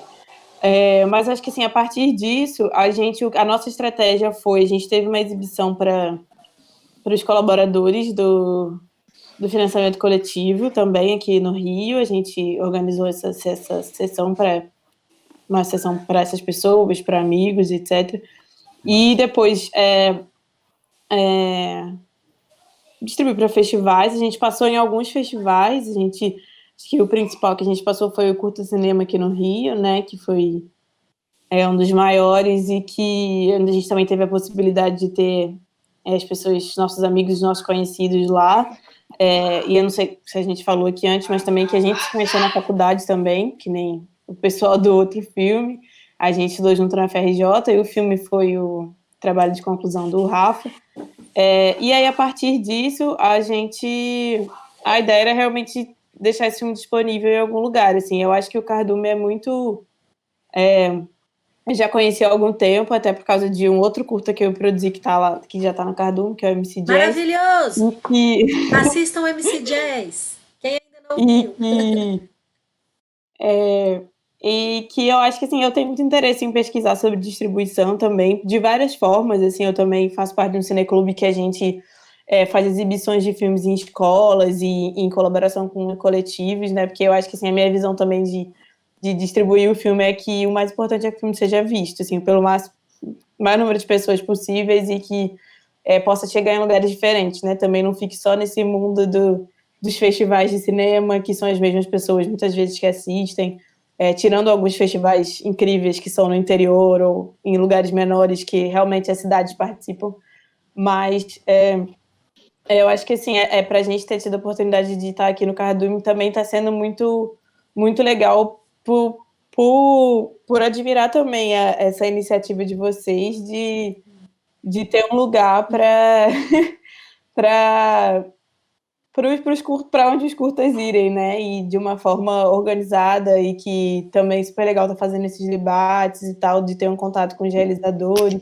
Eu acho que também estão surgindo outras iniciativas hoje em dia, assim, muitos mais festivais de curtas-metragens, mais festivais em lugares pequenos, mais festivais com temáticas, né, também, e que eu acho que são fruto de todas essas políticas públicas que você falou, que mesmo que estejam sendo desmanteladas, né, o que também está afetando vários festivais e também está afetando tudo isso, e a gente tem que lutar para que essas políticas públicas continuem, mas que elas deixaram frutos, de certa forma, assim. Então as pessoas continuam se organizando para manter esses espaços. Não sei, eu acho que é isso. Eu queria só acrescentar uma coisa que a Ju falou, que eu acho que é muito uma preocupação nossa, assim, que é essa questão de descentralizar, né, a distribuição. Claro que a gente fica feliz que o filme passe no Rio, na capital, no Curta Cinema, mas a gente tem muito essa preocupação de sempre tentar colocar o filme, inscrever o filme em festivais que sejam no interior, que sejam, enfim, fora das capitais. Assim que o filme deixar de estar num link privado, a gente realmente quer colocar ele no YouTube e espalhar o máximo possível, assim. Tem vários, no nosso Facebook, é isso, assim, eu acho que, sei lá, 60%, 70% das pessoas que estão no nosso Facebook são pessoas que moram na Bahia, que moram na Chapada Diamantina, uma galera que sempre curte muito as coisas que a gente publica, então é muito interessante pra gente que o filme chegue nas pessoas que não estão nesses lugares que tem muito acesso ao cinema, né, ao espaço do cinema, né, e tal, ou festivais de cinema. Então, assim, a gente quer espalhar, seja Facebook, YouTube, botar na íntegra depois, enfim, a gente não sabe muito bem como isso vai acontecer, mas a intenção é realmente colocar o filme para rodar mais somente em espaços do interior, assim. É isso. Perfeito.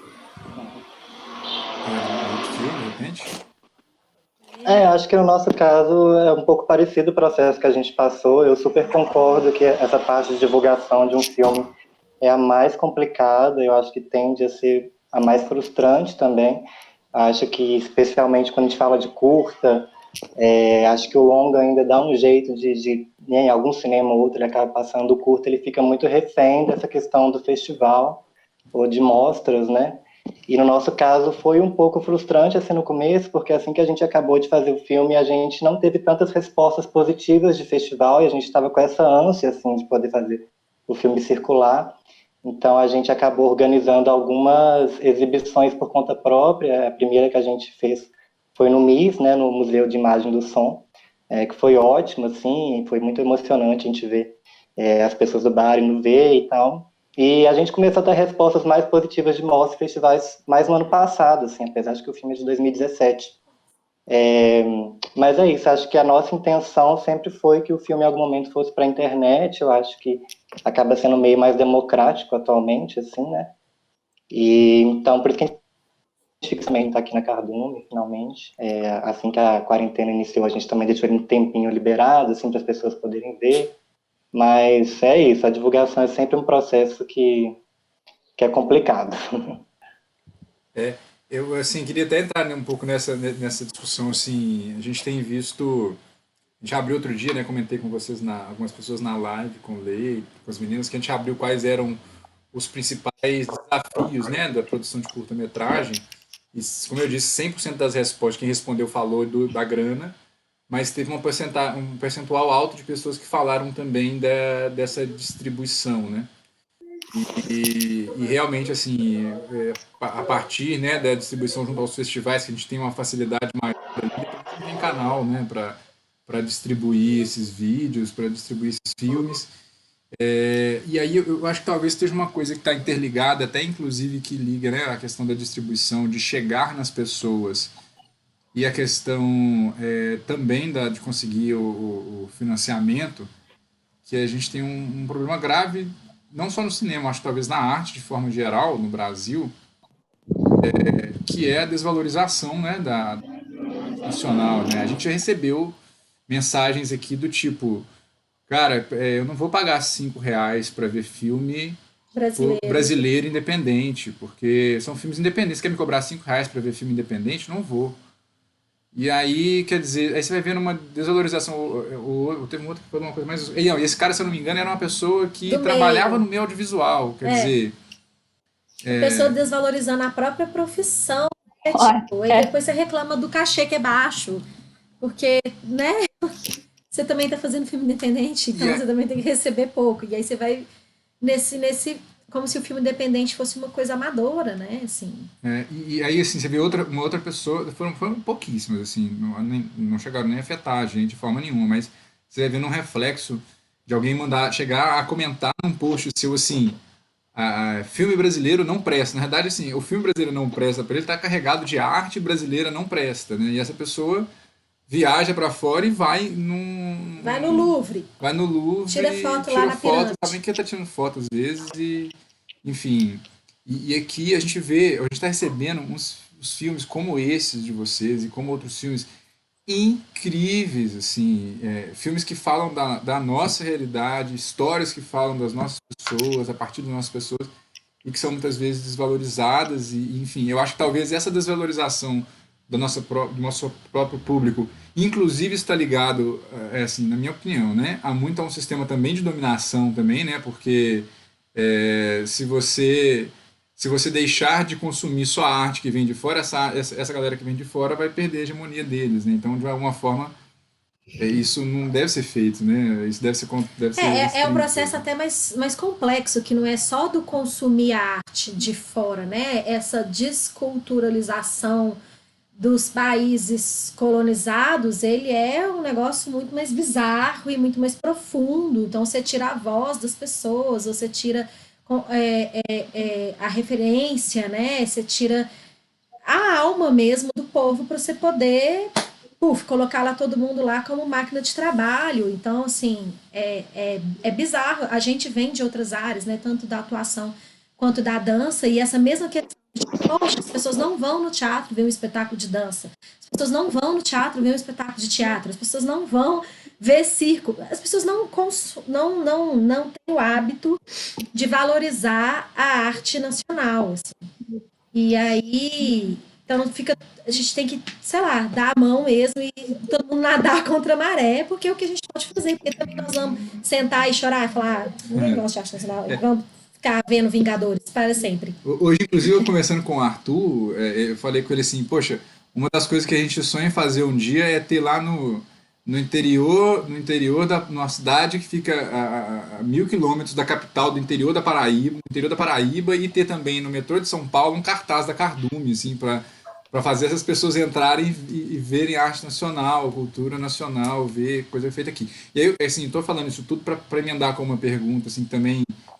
Eu acho que talvez ela está antes do construir formas de incentivo ou de consegui-las, mas o que a gente pode fazer, assim, levantar essa bola talvez, né, o que vocês acham, o que a gente pode fazer para conseguir fazer com que essas pessoas, fazer é difícil, mas conseguir incentivar essas pessoas Quebrar o paradigma. A quebrar esse paradigma e a valorizar a arte nacional, assim, sabe? Assim, eu sei lá, eu faço algumas coisas, eu queria saber de vocês, o que vocês acham, assim, disso, o que vocês fazem.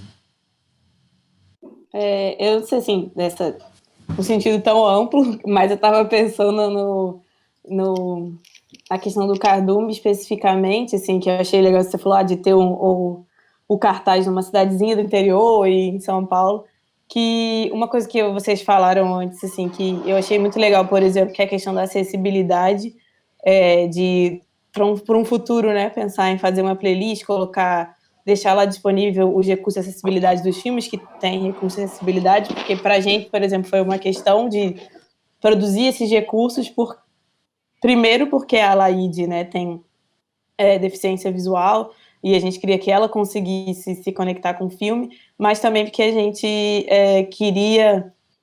achava isso importante, né? E isso, por exemplo, seria uma coisa muito legal de vocês conseguirem fazer no futuro, de ter essa organização e de conseguir articular relação com coletivos ou com instituições, etc., né, que tratem dessa questão da democratização da cultura e etc., para pessoas com deficiência, assim como, por exemplo, também em lugares do interior, talvez, né, tipo, não sei, ter projetos de articulação com coletivos de cidades do interior para fazer sessões com alguns filmes da Cardume, e aí também divulga a Cardume, não sei como é que isso seria possível dentro da lógica de vocês também, mas que isso também eu acho que esses processos também da gente divulgar, né, de certas formas e falar com os coletivos, com as bases comunitárias, etc., isso também, porque é o que vocês falaram, a gente não tem costume, muitas vezes, né, de ver esses filmes, assim, eu nunca vi um curta-metragem, ou não tenho costume de ver filme nacional, e quando a gente... isso não é levar os filmes, mas quando a gente consegue compartilhar coisas diferentes, imagens diferentes, feitas por pessoas diferentes, de lugares diferentes, eu acho que também a gente vai, de alguma forma, aumentando um pouco esses espectadores e a curiosidade das pessoas também, talvez, de conhecer coisas diferentes. Massa. Sim. Eu acho que... Eu acho que ter falado... Pode falar. Não, é só uma coisa assim, é porque é isso, assim, eu acho que tem essa questão, né, de que culturalmente, enquanto sociedade, a gente consome muito pouco, né, a nossa própria produção artística nacional e tal, enfim. Mas acho que tem uma questão, não sei, eu ando muito pensando sobre isso, assim, do quanto também tem muita gente que não consome porque não tem acesso mesmo, sabe? Eu acho que principalmente o nosso filme que se passa num espaço de interior e tal, assim, tem pessoas que foi assistir o filme lá na cidade que, assim, era a primeira vez que estava vendo um filme numa tela grande, sabe? Então, eu acho que fazer esse movimento, enfim, nós enquanto produtores, enquanto artistas, né, de alguma forma, também, como a Lu falou, assim, nadar contra a maré, mas também tentar criar esses espaços, sabe? No seu bairro, enfim, numa escola. A Júlia participa de um cineclube, de uma galera que, enfim, que tá propondo sessões de cinema ao ar livre para pessoas, enfim, de graça. Eu acho que existem muitas formas de articular essa possibilidade de expandir essas produções para além dos espaços tradicionais também, sabe? Para além do espaço do cinema, para além do espaço do teatro. Não sei, eu me interesso muito por esse tipo de movimento que a galera faz, assim, que muita gente está fazendo hoje em dia, de fazer uma sessão de cinema numa viela para a galera de periferia, levar o circo, enfim, tirar esse centro das produções também, das exibições, assim, é uma coisa que eu acho super importante para a gente, e acreditar nisso, né, também, acreditar que tem pessoas que se interessam por essas produções, assim, fora do que a gente já sabe que gosta. Eu ia falar que assim, eu não consegui pensar em possibilidades assim de como convencer pessoas a gostarem mais, mas eu fiquei pensando, vocês falaram do interior, que eu acho que no interior as pessoas são muito mais abertas, na verdade, à cultura nacional.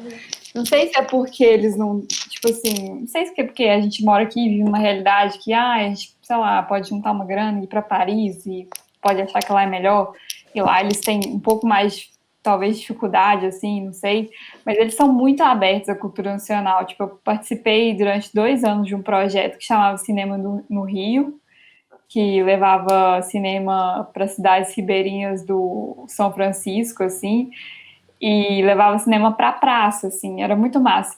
E a praça, todas as cidades que a gente ia, enchia tanto, tipo, muita gente ia ver cinema, e sempre eram produções nacionais, assim.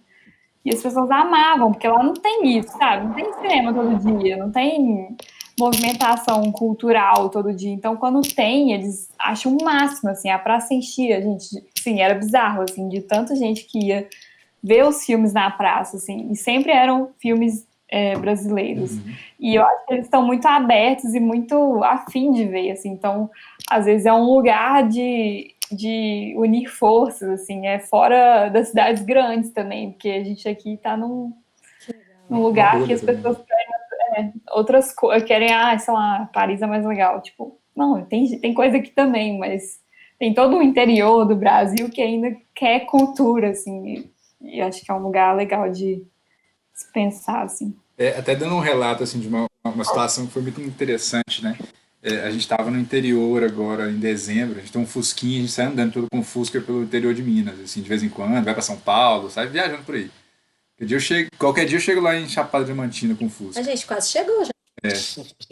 E aí teve um dia que a gente parou numa fazenda e aí é engraçado porque era um lugar tão isolado que quando o rapaz falou assim, eu tenho internet, deixa eu te mostrar, porque a gente falou que em um certo momento a gente falou que trabalhava com cinema, e aí ele falou assim, deixa eu te mostrar um filme. Aí eu falei assim, rapaz, como é que esse rapaz vai me mostrar um filme primeiro, né? E eles tinham internet rural e a parada carregava, o filme do YouTube carregava tudo. Eu falei assim, caraca, meu irmão, eu tô vendo um filme, e ele começou a me mostrar um filme assim, e eu falei assim, gente, como assim? Chega aqui, né? E aí eu falei assim, poxa, não, legal, legal, era um filme horrível, assim, que ele me mostrou, mas... Aí eu falei assim, não, beleza, deixa eu te mostrar um negócio. Aí eu tenho uns filmes aqui, aí eu peguei, entrei na Cardume, mostrei pra ele, falou, não, peraí.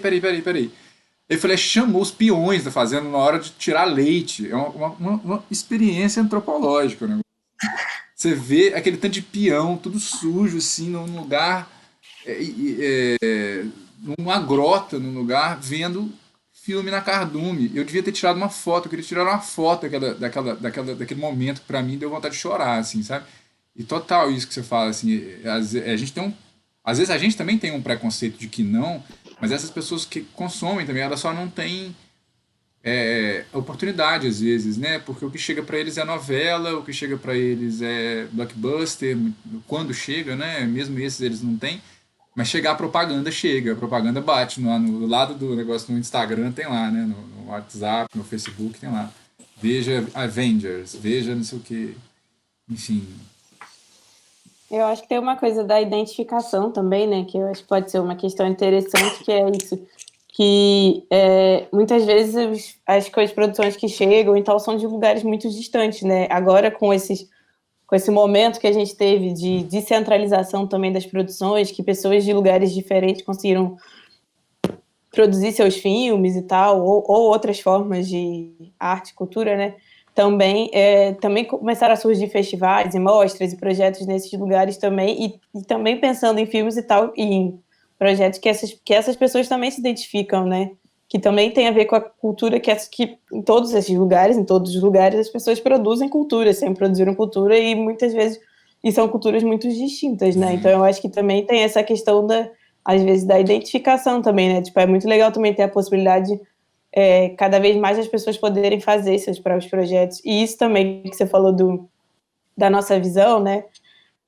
Que foi que a gente também teve com a galera jovem de Nova Redenção, que eles tinham super acesso à internet e eles estavam super ligados em várias coisas que estão acontecendo aqui no Rio de Janeiro, em São Paulo, ou na Bahia, em vários lugares do mundo, e eles mostraram pra gente várias coisas que a gente também não conhecia, ou coisas de São Paulo e do Rio de Janeiro que a gente não conhecia. Inclusive o do MC Jazz, o Gão, ele já conhecia as poesias da Carol, que é a poeta que faz o MC Jazz. Olha, cara. Então foi assim, uma super coincidência que a gente não imaginaria, ele acompanhava ela já na internet, sabe? Então é isso também, né? As pessoas também têm acesso de várias formas diferentes à cultura, à informação, à arte, etc. Massa. A gente tá até para soltar uma série aqui de vídeos que a gente está fazendo com pessoas curta fora da bolha.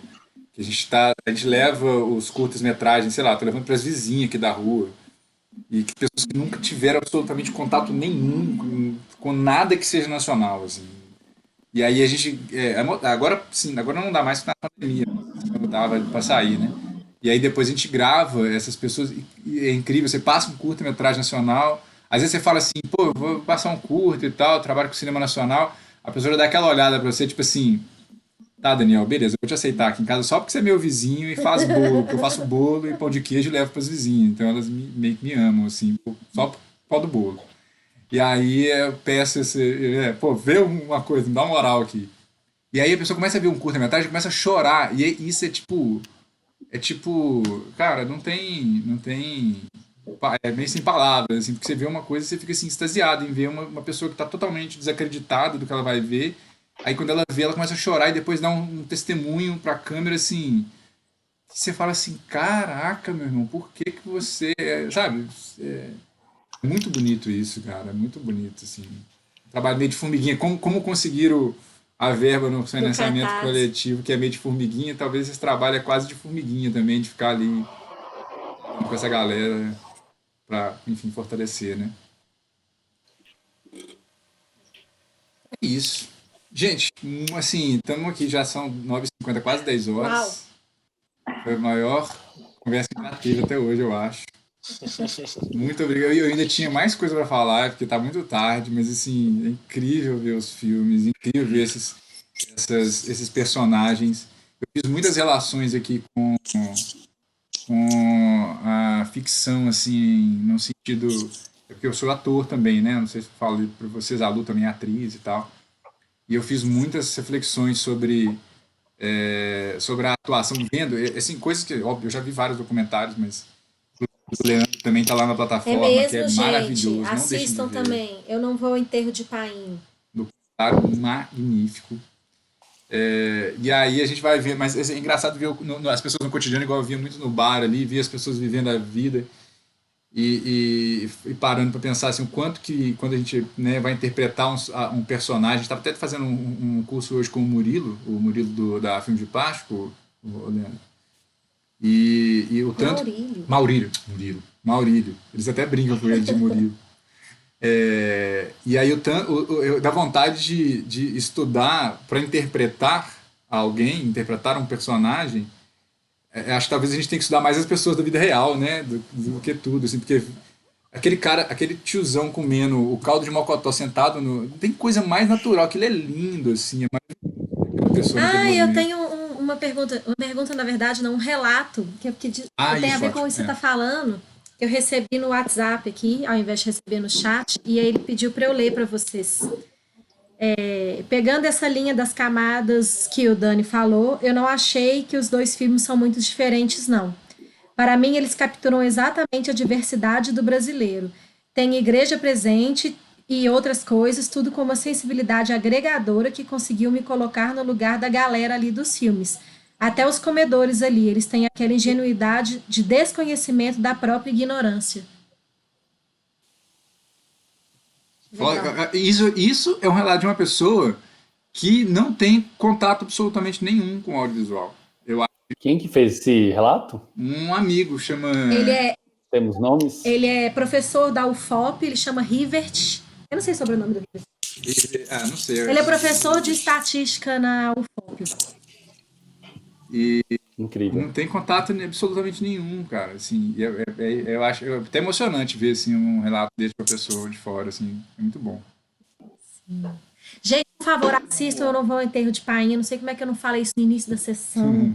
Assistam, esse filme é maravilhoso. A gente tinha que fazer uma sessão de debate com ele também. Demais. Vou adorar. Pode procurar, inclusive, pelo nome. Se vocês não lembrarem o nome do filme, lá você consegue procurar pelo nome da pessoa. Bota Leandro Lopes lá, que sai o filme. Qualquer uma equipe que tiver ali relacionada vai sair quando vocês fizerem a pesquisa. É um filme de 14 minutos, de tédio e ninguém morre. Que isso. Filmão. Quando acaba, dá vontade de ser... Primeiro, enfim, não dá spoiler não. Não, dá spoiler. Só vejam. Mas é isso. Obrigado demais. Foi maravilhoso. A gente tem que tirar uma foto. Tem que tirar a foto. Peraí. Foto não, dá um print aqui. Eu queria aproveitar que a gente estava falando dessa questão, né, só um comentário final aqui para encerrar minha participação. A gente ficou falando dessa coisa do acesso, né, de como que as pessoas têm uma certa dificuldade, não só com acesso, mas com a própria linguagem, né, quer dizer, de fato a gente não tem hábito de ver curta-metragem, né, não é uma coisa que, né, a gente cresce, pelo menos minha geração cresceu vendo filmes... como é que chamava aquela sessão na segunda-feira à noite na Globo, assim? Tela quente.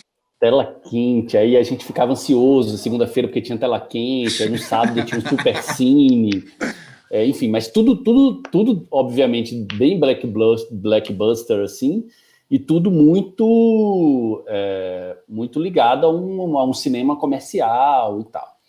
E para além disso, longas metragens, né? Então a gente não... parece estranho para muitas pessoas ver um filme de 7 minutos, né? De 12 minutos. Mas isso é um filme, né? Você cria uma relação de... Então, além do próprio formato do cinema, o próprio documentário também é muito complexo, porque o que, de um modo geral, né, no imaginário coletivo, que a gente tem por documentário, essas coisas que tem aí no Discovery Channel, né? Aquele documentário científico, né? Enfim. Mas tem uma coisa muito que eu li recentemente, que eu queria deixar essa dica, porque tem tudo a ver com essa discussão, que é um livro do Jean-Claude Bernardet, que é um crítico de cinema, né? E agora ator também, que chama Historiografia Clássica do Cinema Brasileiro. E aí ele tem um capítulo específico desse livro em que ele vai tratar de como Hollywood trabalhou esse processo de aculturamento do cinema, não só no Brasil, mas em vários lugares, né? Que foi esse domínio, eles compraram muitos cinemas mesmo, né? Na América Latina, sobretudo, e eles dominaram uma certa parceria, assim, com as redes de TV, assim, locais e tal. E é super curioso, assim, porque você vai lendo e você vai vendo a perversidade, assim, dessa construção. Inclusive, um momento muito curioso do livro é quando ele vai tratar sobre a coisa do áudio, né? A gente cresce ouvindo que o cinema brasileiro tem um áudio muito ruim, né? O som é muito ruim, né? E aí ele vai explicar detalhadamente como que isso se constrói dentro dessa linguagem, né? Sobretudo a partir do discurso hollywoodiano, assim, tipo, não veja filme nacional porque você não vai entender nada, o áudio é péssimo. Sério? Enfim. Então, sério, é bem curioso esse livro, assim, esse capítulo específico. Vale muito a pena sondar um pouco. Eu acho que é um livro que a gente encontra fácil, assim, de PDF na internet e tal. Repete o nome, Leandro, como é que é mesmo? Historiografia clássica do cinema brasileiro. Metodologia e pedagogia. Maravilhoso. Bem interessante. Tem tudo a ver com o que a gente está falando. E por fim, agradecer também, foi super legal, adorei a experiência, adorei os filmes, filmes que fazem a gente pensar, adorei retomar um pouco esse meu lugar do pertencimento, né, com Nova Redenção, e adorei rever o centro de Belo Horizonte, assim, esse lugar onde é um lugar incrível, assim, né, potencialmente incrível, e que dá uma maior saudade, assim, dá vontade de tomar uma cerveja agora, assim, sentado no boteco. Uma das coisas mais interessantes, para vocês que não são de Belo Horizonte, uma das coisas mais incríveis que essa cidade tem são exatamente os botecos, né? Sobretudo aqueles ao ar livre, assim, que você pode sentar na calçada e tomar uma cerveja, enfim, fumar um paiol. É incrível. Saudades. Muita saudade. Acho que eu passei uma semana, quando eu abri a quarentena, eu passei uma semana na rua. Abrindo e fechando bar, né? Tipo isso. É isso, gente. Muito obrigada, pessoal. Vamos fazer uma foto. Obrigada. É uma pose pra foto. Vou dar um print aqui e aí eu vou mandar pra vocês depois. Então eu vou fazer o print e vou tirar a foto, não é possível. Fala 3, 2, 1. 3, 2, 1. E isso agora no celular, para não ter problema de talvez a pessoa é frenética, tá gravando para pegar um frame da parada, mas ele tira foto na horizontal, na vertical, dá print, 1, 2, 3, 2, 1. E assim também, tá? Na horizontal. Vou postar assim no Stories. 3, 2, 1. Frenético da foto. Gente, muito obrigado mais uma vez, viu? Obrigadão mesmo. Se vocês tiverem qualquer... essas gravações a gente vai lançar em breve tudo de fora da plataforma, assim, não vai ter que entrar, só os filmes vão ficar lá dentro, eu vou tirar os filmes da gravação e vou manter só a entrevista de fora. Tem uma galera aqui que a gente está colando em BH para entrar nessas gravações, ver tudo e transformar isso numa resenha sobre isso, tudo que a gente está falando aqui dentro, por isso a importância do que a gente está falando aqui é muito grande, assim, eu acho que de cada uma das lives que a gente fez até hoje, se você tirar uma frase de cada uma delas que seja interessante, daqui a um tempo você tem um material para poder conversar, né, enfim, para a gente analisar. Eu acho que isso tudo é muito rico que a gente está fazendo aqui, conhecer vocês com experiências, cada um de lugar. Enfim, para mim, eu não sei se para vocês, mas para mim foi uma experiência incrível, tá sendo cada uma e essa também foi mais uma delas. Obrigado demais, desculpa qualquer coisa.